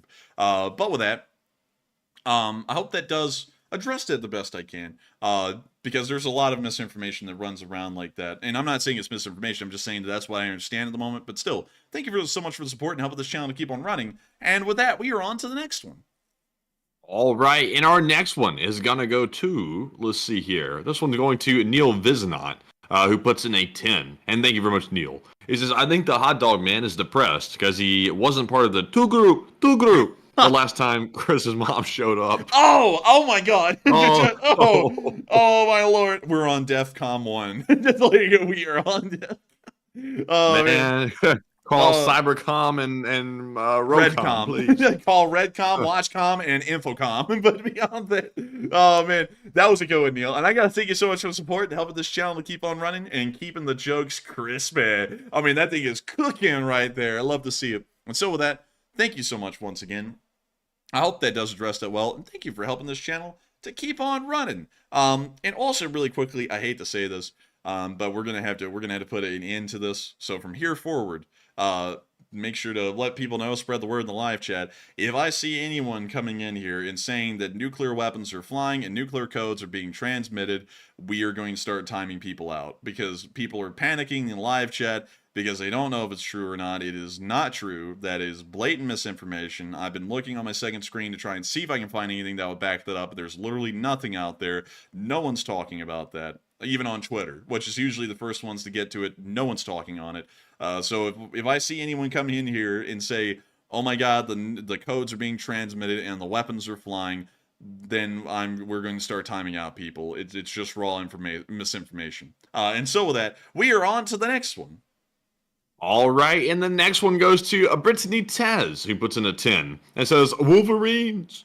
Wolverines, baby! And I gotta say that I thank you so much for putting the Rostamaki and helping this channel to keep on running. And thank you so much for the support and always throwing in that little Wolverines every once in a while. And so with that, thank you so much once again. I hope that does address that well. And with that, we are on to the next one. Oh, OPSEC, Enforce, what are you doing putting the new codes in there like that? Oh my God. I've got to tell you, as upcoming president of the United States, we got to get this shit rolling to like start sending the nuclear weapons. But anyways. Man, everybody knows the nuke code is 1111. That's the code for everything. Man, everyone knows that the nuclear codes are, let's see, it is 0704 1776. Everyone knows this, that. I mean, it's so American. But I'm telling you something. The nuclear weapons are flying. We're all gonna roast alive. Like, why would I be running a live stream if that was the case? I'd probably be consoling my family and telling them I loved them in my final moments, but, you know, oh well. But with that, oh my Lord. I wish we could not, like, talk about it, but people just keep on coming in here and talking about it, and I'm like, why? Like, it's not even real. Like, I'm gonna have to look into this a little bit more after stream, because I finally found out apparently who's putting it out. But why? I mean, why in the world would someone put out information like that? It's fear-mongering at its finest right there. Even if the DEFCON codes were out there, or, well, the DEFCON level was at 2, and the nuclear codes were being transmitted, why the hell would you let people know? I mean, just let them know when the nukes are flying. But anyways, the nuclear bombers are flying, everyone's going to die in 5 minutes. So with that, we are on to the next one. All right, and our next one is going to go to Babylonian yet again, who puts in a 10. It says, this guy's not entertaining, but he does so much work on validating videos, map making. They said you probably know him, Andrew Perpetua. I've never heard of him. I actually have never heard of him either, Babylonian. But I do thank you for the support, and I will look into it after stream. It's just that usually I don't get a lot of time to check out a lot of YouTubers. Usually I like check on them once a month or so, kind of see how they're doing. Unless we get an update, you know, where we're like, hey, so-and-so said something about you. And then we're like, oh, on God. Because we actually found out that a pro-Russian channel ended up making a video debunking my video, and then I watched that, and that was hilarious. I was like, ha! I was like, cope. I was laughing so hard. But still, thank you so much once again. I hope that does address that well. And if it wasn't for folks like you, we wouldn't be able to keep this thing running. And so with that, we are on to the next one. All right, the next one goes to CK Bold, who puts in a 5 and says, take a live chat question. And thank you very much, CK, for that support, and we shall. The live chat question goes to Peace with War, who says, how long do you think the munitions in the aid bill will last in Ukraine? Oh, I'd have to look at the aid bill to know for certain, because we know that 1 million rounds in reality at the highest Ukrainian consumption rate. And let me make sure to do some math on that. I think that was I think that was per day. Times 30. So if it's a million shells in the aid bill, it'll last about 3 months at the highest rate of Ukrainian consumption in the war. If they lower that to about 7,000, they can probably stretch it to 5 months. And if they lower that to 5,000, they'll stretch it to maybe 6, 7, or 8 months. So going off of that, I would have to say I don't know the exact number. I'll have to go look at it again. But if it's a million, it'll bode them well for about 3 months at their highest consumption rates. And so with that, I hope that does address that well. Thank you so much once again for support and helping this channel to keep running. And with that, we are on to the next one. All right, and the next one goes to Rob Wilkes, who puts in a 5 and says, "Great work covering 2 hotspots. One criticism though, you hit it on the nail. They said it's not a phrase. The phrase is you hit the nail on the head." Oh yeah, yeah, you're right. That is a valid criticism. Yo, that's valid, on God. That's so valid. That it is Valid. I say that we should come in and turn it communist. Valid. I say we should run camps and put people who disagree with the government into camps, says the Communist Chinese Party member. Yeah, that's so valid, on God. I say we put them. No cap. I'm not capping. I'm rolling. I'm pulling up. By the way, let me shout out my crypto real quick. It's called Corgi Dookie or some crap like that. It's like a new crypto coming out every day. Got that crypto. Dude, it went so quiet. Like you're just like, got that crypto. I didn't know even where to go from there, man. I was watching. Dude, I didn't know where to go from there either. I don't think we either know where to go. But beyond that, I got to thank you so much for the support. Helping this channel keep on running. Because folks like you help to make this thing possible. And so with that, we're on to the next one. All right, and the next one goes to Rob Wilkes once again, who puts in a 5 and says, "Nice poli-sci talk last night. More, please, more. USA needs to relearn to disagree with respect and civility. You can lead the way. LSA will follow." And thank you so much for really appreciating that and really enjoying the way I try and cover things, because I feel like the modern the reason why I don't get into politics, and the reason why I don't want to get into politics much on this channel, is because the modern political field is such a violent place for no reason. Like it's not something that you can just leisurely talk about now. You have to get ready to go into the Thunderdome when you get into politics, and that's something I just simply do not have the stamina nor the will to do that every day. That's just ridiculous. For no gain. I mean, you just go and battle people all day for no gain at all. Like, you don't end up having anyone agree with you or turn to your side or nothing. You're just fighting people all day for nothing. And I would love to make the American political atmosphere very calm and civil again, like it used to be, because that's the way it should be. I mean, if the country votes on something and makes a decision, that's the decision. If you don't like it and you're one of the people who voted against it, well, too bad. Everyone else voted for it. I mean, that's how democracy works. You kind of have to just go with the general population's agreement. Or, better yet, you can just let people do what they want. Just try and have a little bit of minimal control. If you want to do something, you can do it. And if you personally disagree with it, you don't have to do it. But you're not going to impose your beliefs or ideas on other people. Trying to have them do the same thing that you like or dislike. You could do that. Or you could just let it go down to the most local levels and let them figure it out down there. If people want to actually tell each other what to do, at least let it be as local as it can possibly be. But with that, I hope that does address that well, and thank you so much once again for the support and helping this channel to keep on running, because if it wasn't for folks like you, we wouldn't be able to make it possible. And so with that, we are on to the next one.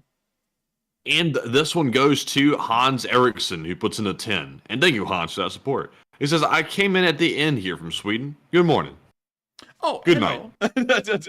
Oh, hello, Hans Eriksson. Hello, and hello to Sweden. And good morning to you. I hope that y'all are having fun up there in Sweden. It's a beautiful place. Karlstad. What does this place look like? Matthew, are you interested? Yeah. Yeah. Oh, hello. Oh, this is really nice. A market. Yo, a casino. Don't show that. What? Don't show that. Oh, okay. Let's see here. Oh, they got a Genoese flag. I don't know what flag that is. I'm not gonna lie, but still, nice place. Nice place. Look at this. Dude, this is actually a very orderly looking town. It looks like Lego City. Like, if Lego City was a place, it's Karlstad. Like, it really is. Interesting. But still, with that, I hope that does address that well. Thank you so much once again for support. And hello to, let me make, Hans, I was about to say Eric Hansikson. I was like, that is so wrong. It's like the first name and last name mixed up. But thank you so much, Hans Eriksson, for the support once again and helping this channel to keep on running. And good morning to you. And with that, we are on to the next one. And the next one goes to Matthew Fendertonwald, who puts in a 5 and says, Voronezh aircraft plant makes Putin's planes. And yes. And yes. But the one in Kazan makes the bombers. And the bombers are the big ones. You can see them out They're here. Still Putin's plane. Man, there's still Pooty Boys airplanes. But let me get That's down. rootin' tootin' Vladimir Putin. I can see him from Alaska. Oh no. Oh no, man. Did you really make a reference? Oh god. We gotta wipe the whole street.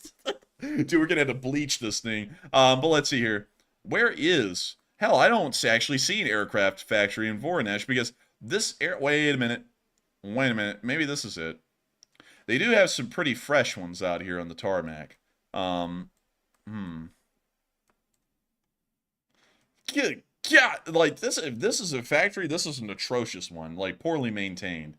Wait a minute.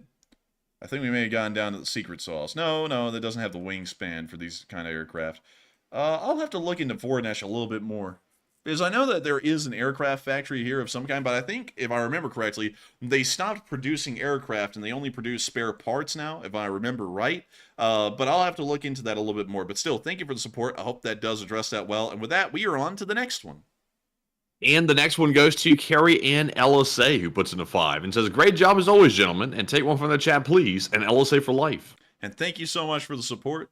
We will make sure to take one from the chat. And thank you so much once again for enjoying our work and our efforts here on this channel. And so, Matthew, what do we got? And this one goes to Otubes, who says, I heard Ukraine's attending some security event with NATO in one of the NATO countries. It's nice, Oh yeah, it's nice. It's not going to really produce a lot. It's not going to get Ukraine and NATO, but it's still nice to see that Ukraine and NATO are rubbing elbows with each other. It's good to see because it's showing that they're working on getting Ukraine into NATO once the war is over, probably very soon. And so with that, I hope that does address that well. Thank you so much once again. And with that, we are on to the next one. And the next one is a $5 super chat from Nova, who says, thanks for always backing up your information with evidence. I appreciate your channel. Been way since day one of the war, and love Ukraine, and God bless. And thank you so much for the support, Nova, and helping this channel to keep on running. I got to say that that's absolutely incredible, and we greatly appreciate your kind words and really enjoying us backing up our info with evidence. Something that some channels out there just rarely ever do, and it looks like tonight we may be dealing with that because I still see people coming into the live chat going, "Hey, so and so said we're all gonna die. Is that true?" No, it's not. Like I'm not even gonna go through breaking that down. It's just not. We've actually covered that a little bit earlier in the stream. But I got to thank you so much for enjoying how we back up our channel with evidence. We don't use hearsay. We don't use any of that crap if it cannot be confirmed by video or picture evidence or a direct quote written down about what a government official said. We do not take it at face value, and we will never change our rules or compromise on our fact-checking abilities on this channel to try and get clicks or something like that, or whatever people are out there doing. But still, thank you so much for enjoying the way this channel's been run since day one. And Slava Ukraini, and God bless you, Nova, and thank you so much once again. And with that, we are on to the next one. All right, and the next one goes to Merck's Ladybits, who puts in a 5 and says, never take foreign policy advice from people who were otherwise people that made hot dogs for a living. LSA. LSA! And I'd largely agree with that. Well, at least in that one instance, I wouldn't take their statements, because when the first thing they do when they go to Ukraine on a vacation paid for by their viewers is go, wow, they really need to legalize weed, while there's a whole war going on and there are people dying while he's taking the time to say that. It's like, I don't really think this is the person you need to look to for foreign policy ideas, because his mind's not really in the right place. That's like, you know, getting... Like, the best example of that is like getting a crackhead in charge of the government. They're like scratching themselves and everything. They go, you know, the White House is nice and everything, but it'd really be nice with a bag of powder. You know, it's like, I don't think this guy's in the right place to be running the country right now. I'm going to be entirely honest. But I would agree with you, Mercs Lady Bits. I would certainly agree. Should not be taking foreign policy ideas from someone like that. I don't think that's a good idea. Say my name. No. Just no. But with that, thank you so much once again. We are on to the next one. The next one goes to Gunny's Adventures, who puts in a 5. And he said, my John Wayne tattoo is screaming at the TV right now. Hilarious, he said. I had to spend money to say that. Wow. Hey, thank you for the support. You didn't have to spend money to say it. You could have saved it for a live chat. But still, thank you so much once again. Thank you for helping this channel to keep on running. And I gotta say, that's funny that you have a John Wayne tattoo. And I turned around. I said he's not that bad of an actor. I just don't like some of his movies. But still, thank you so much once again. I also saw someone say, weed isn't that bad. I'm not here to say it's bad or good. But one thing I will say, though, like in just this one particular instance, when you base your entire personality around weed, like this one person has, and then you go to a war zone, and the first thing you bring up while over there is weed. And then also on top of that, you continuously insist that everyone should have access to weed because it's not addictive. And then once you take like a day off of it, you're tweeting out that you're suffering withdrawals. In that one instance, I think weed's bad. Like just for that one person, it's bad because it's just it's so stupid. It's like used as a crutch. It's the only thing they talk about outside of the war. You know, like they'll be like, you know, I think the war is terrible, but by the way, I got these brand new edibles. It's like, do you like literally do anything else in your life? You know, like I'm just saying, like it's totally fine if you do whatever you want. It's a free country, do what you want, but diversify a little bit. You know what I mean? But with that, Gotta get a little bit of that hashish, you know, that good kush. Oh man, I gotta get some of that extra sticky Zaza. Oh man, I gotta get some of that cannabis indica. Oh man. Oh man, that's that good stuff. Mm. I want that monkey shit flavor. Like extra sticky Zaza, some crap like that. You know how they name them. Like, but anyways, I hope that does address it well. I see a lot of people saying. Someone said no one ever smoked a joint and went home and beat their wife and kids. Well, dang, that's an escalation right there. I don't know. Maybe someone did. I don't think that's a normal thing though. But with that, we're on to the next one. All right, and the next one goes to Neil Vizanant once again. He puts in a 5 and says, "I like John Wayne in the original The Thing. He didn't say nothing." JK. Wait a minute, he was in The Thing? Oh no way! I would remember. Listen here, Pilgrim. One of you is a creature. That's it. We're gonna burn you alive to find out which one of you is. Like, he just starts flaming people, but beyond that. Oh man. I hope that does address that well. Thank you so much once again for support, and I hope that does keep that shit. Thank you for helping the channel to keep on running. And with that, we are on to the next one. And the next one goes to Alex Burleton, who puts in a 5 and says, "I've been viewing since before Moscow Mike. Keep up the good work." Hey, thank you so much for support, and thank you for being here before Matthew was even here. But still, thank you so much once again for support and helping this channel to keep on running, because folks like you helped make it possible. And with that, we are on to the next one. And the next one goes to TH, who puts in a 5 and says, Z personal, look up at Ukrainian drone. Embita tableau. What? They said, Z personal, look up at Ukrainian drone. Ambitabalo. Aye, Captain. Ambitabalo. But still, thank you for the support. Got that fine Peruvian blow. I gotta tell you something, my boy. There'd be some fine Peruvian blow. But with that, thank you so much once again for support and helping this channel to keep on running. And thank you for helping this channel to be possible. And really quickly, I have to say this, because I'm seeing some people in the chat saying some things about weed. They're saying it's addictive, it's not addictive. I'm just going to weigh in really quickly with what I feel is common sense. If alcohol can be addictive, if any hard drugs can be addictive, if literally anything can be addictive. I mean, hell, it's been proven now that eating sugar can actually be addictive, where people, you know, have their chemical balance thrown off if they're not getting their normal intake of sugar. If all of these things can be addictive, why in the world is weed the only thing that literally is not addictive? That doesn't really make a lot of sense, because you have an addictive, like gambling is addictive. There's literally nothing there that actually goes in your body when you're gambling, and somehow that's addictive too. So why in the world would weed be totally non-addictive? I'm just saying, like, as a logical observation, weed has to be addictive to some people, just like alcohol and other kind of drugs can be, because it would make no sense if it just simply was not addictive at all for some people. Because the dope, like that is, along with alcohol and everything else, affects dopamine receptors, and dopamine receptors will get used to a normal amount of activity, and if you stop using whatever it is that gives your dopamine receptors that level of heightened activity, then you will start to go into withdrawals. It therefore becomes addictive. So why in the world would it simply not be addictive? I mean, I'm not saying it's addictive for everyone, because, you know, some people drink and they're not alcoholics, and some people do drugs and they're not druggies, but at the same time, why in the world would it simply never be addictive? That seems to defy logic for every other thing in the world, gambling, drinking, and everything else. But with that, I hope that does address it. Well, now, of course, I'm not saying it's addictive for everyone. I'm just saying there has to be something addictive to it, because everything in the end has usually got some kind of addictive ability to it. But with that, I hope that does address that well, and we are on to the next one. And the next one goes to G. Wolfman, who puts in the 5. It says, do you judo? Oh, yes. I see you know your judo well. Good one.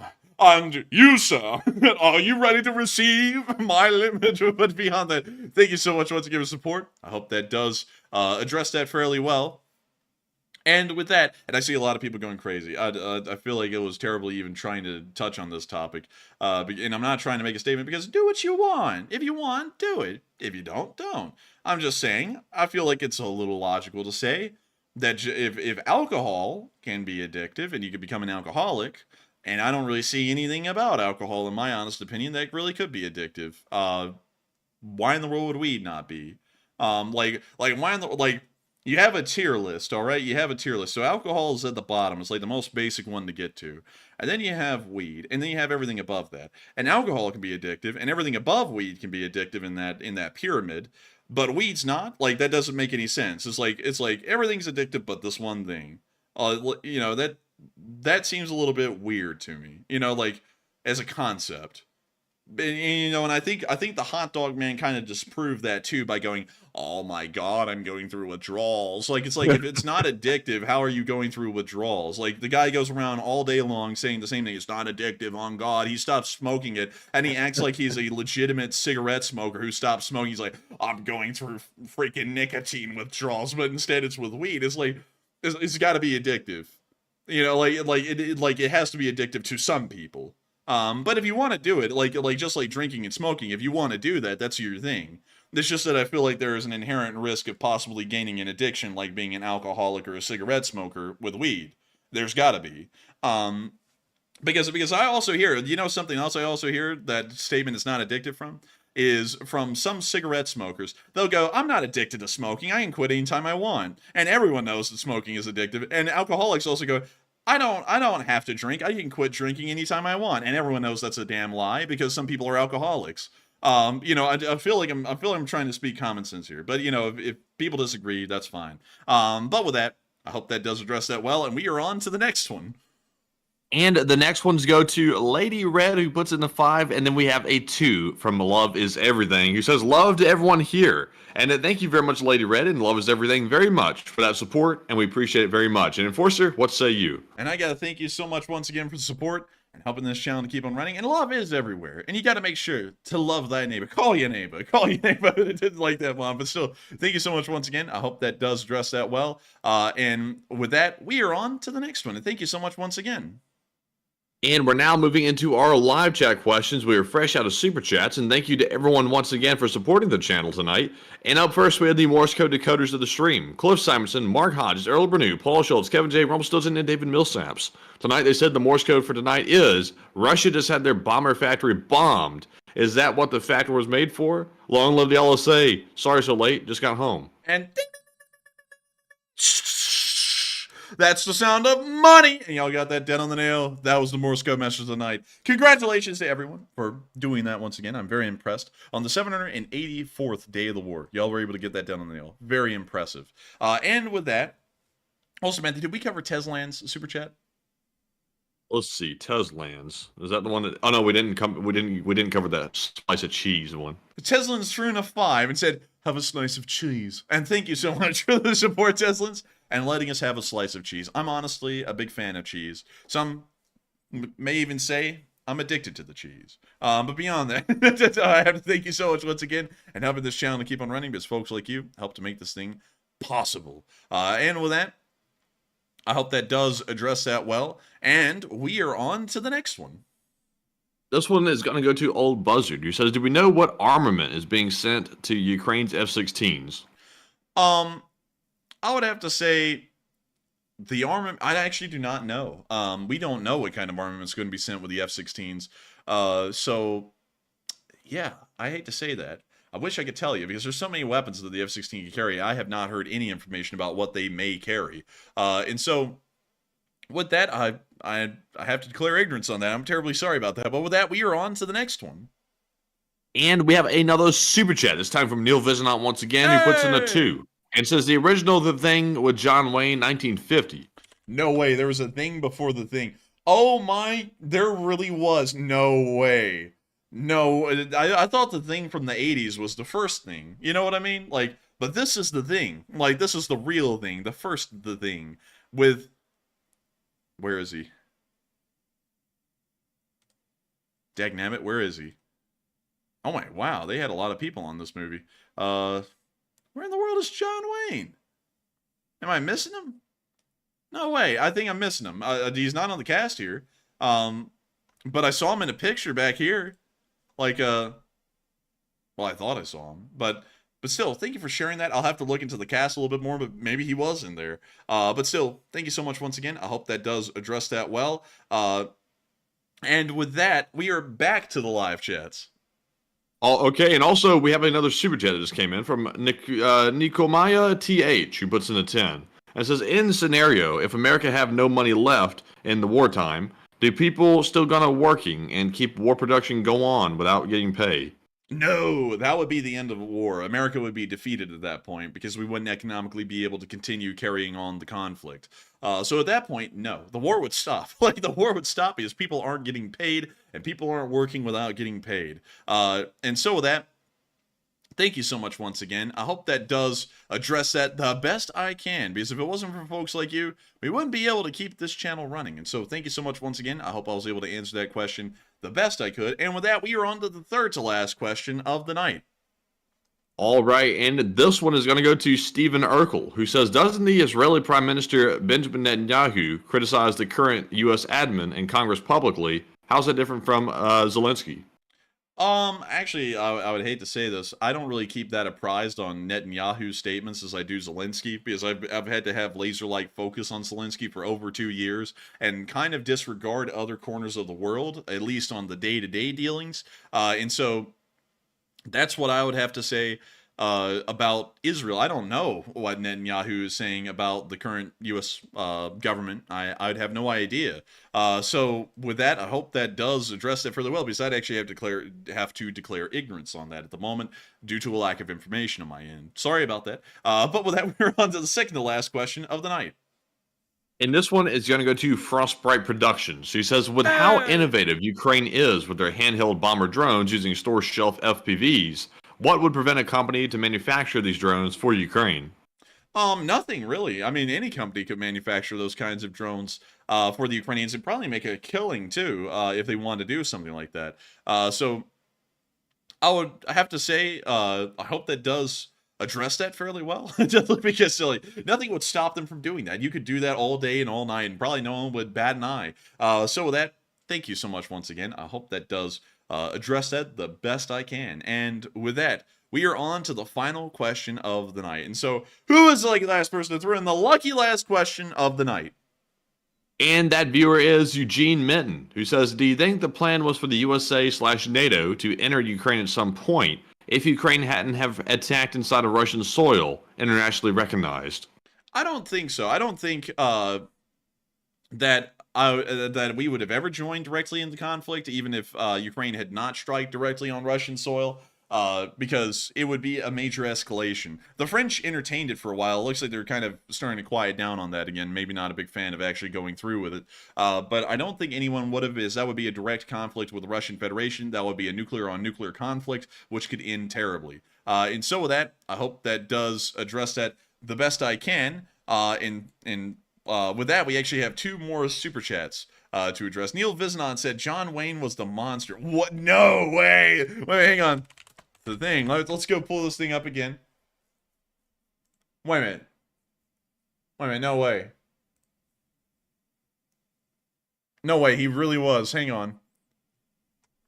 I gotta look. I gotta look around for this. There's no way that he was actually the monster, right? Let me go here. Let me go here. Wait, it says James Arness is the thing. Well, where in the world is John Wayne? Wait a minute, let me just type that in. Is John Wayne in the thing? He appeared mostly in. Let's see. So let me go to John Wayne's biography. Maybe they'll have the movies he was in. So we're looking for the 1950s movies. Let's see here. 1950, come on, 1950. Let's see. I am not seeing on his Wikipedia where it states that he was in the thing. Might be wrong. But it says that James Arness was the thing. Don't know who that is either. But still, thank you for the support and sharing that with us. And also, one more thing. Vladimir Putin, last name undisclosed, put in a 5 and said, someone needs to go. Sadly, I cannot address that because that's a political thing, so we can't talk about that at all. That's a domestic political issue inside of Israel. All we can say is that the leader of Israel is the leader of Israel, the president of the United States is the president of the United States, the prime minister of the UK is the prime minister of the UK. I'm not here to say I like them or dislike them. I will just say that they're the ones in charge of the country. If anything happens where they're no longer in charge of the country, that is what it is, and we'll, just say that there's a new leader in charge of that country. But with that, now that we've addressed all of the remaining super chats and the last question of the night, it is time for us to end. I've got to thank every single one of y'all so much once again for watching tonight. It has been absolutely incredible. At the peak tonight, there were 7.4 thousand people here, and 56,000 people have watched this stream before it's ended. We are entirely honored and greatly thankful for all of y'all watching this stream. If it wasn't for all of y'all, we wouldn't be able to run this stream every single night. We would, whether there was people here or not, but y'all really make it worthwhile to run this thing, knowing that all of y'all are here listening to the news day in and day out. I gotta thank all of y'all so much once again for enjoying this. If you're new to the channel, make sure to like, comment, and subscribe. Subscribing makes us incredibly happy. It doesn't help us out in the algorithms much, so there isn't really like an incentive for us to push it, because it'll make us do better in the algorithms. It's really just because it makes us happy, and it makes us smile to see that people are continuing to subscribe. We're getting so close to 200,000. We're only less than 7,000 subscribers away at this point, and we're getting closer and closer by the day. It won't be long before we get there, and I cannot wait to celebrate that with each and every one of y'all. And so, with that, good night, good luck, take care, stay safe, Slava Ukraini, and long live the Lee Spring Army. The Lee Spring Army will never die. And good night, folks, and thank you all for another great stream tonight. And be sure to join us tomorrow as well at 10 p.m. Eastern for our next night of news and also our short war summary as well. And once again, thank you all for the support tonight, and we appreciate you all. And a huge shout out to DL for the kind words as well and that $10 support. And once again, Slava Ukraine, Heroem Slava, and good night. And thank you, DL, for the support, and good night, everyone.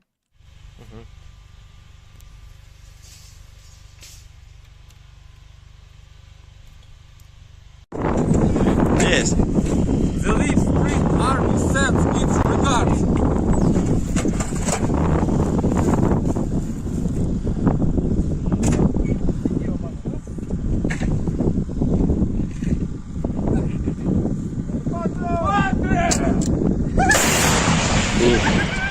Русский военный корабль. Предлагаю сложить оружие и сдаться. Русский военный корабль, иди нахуй.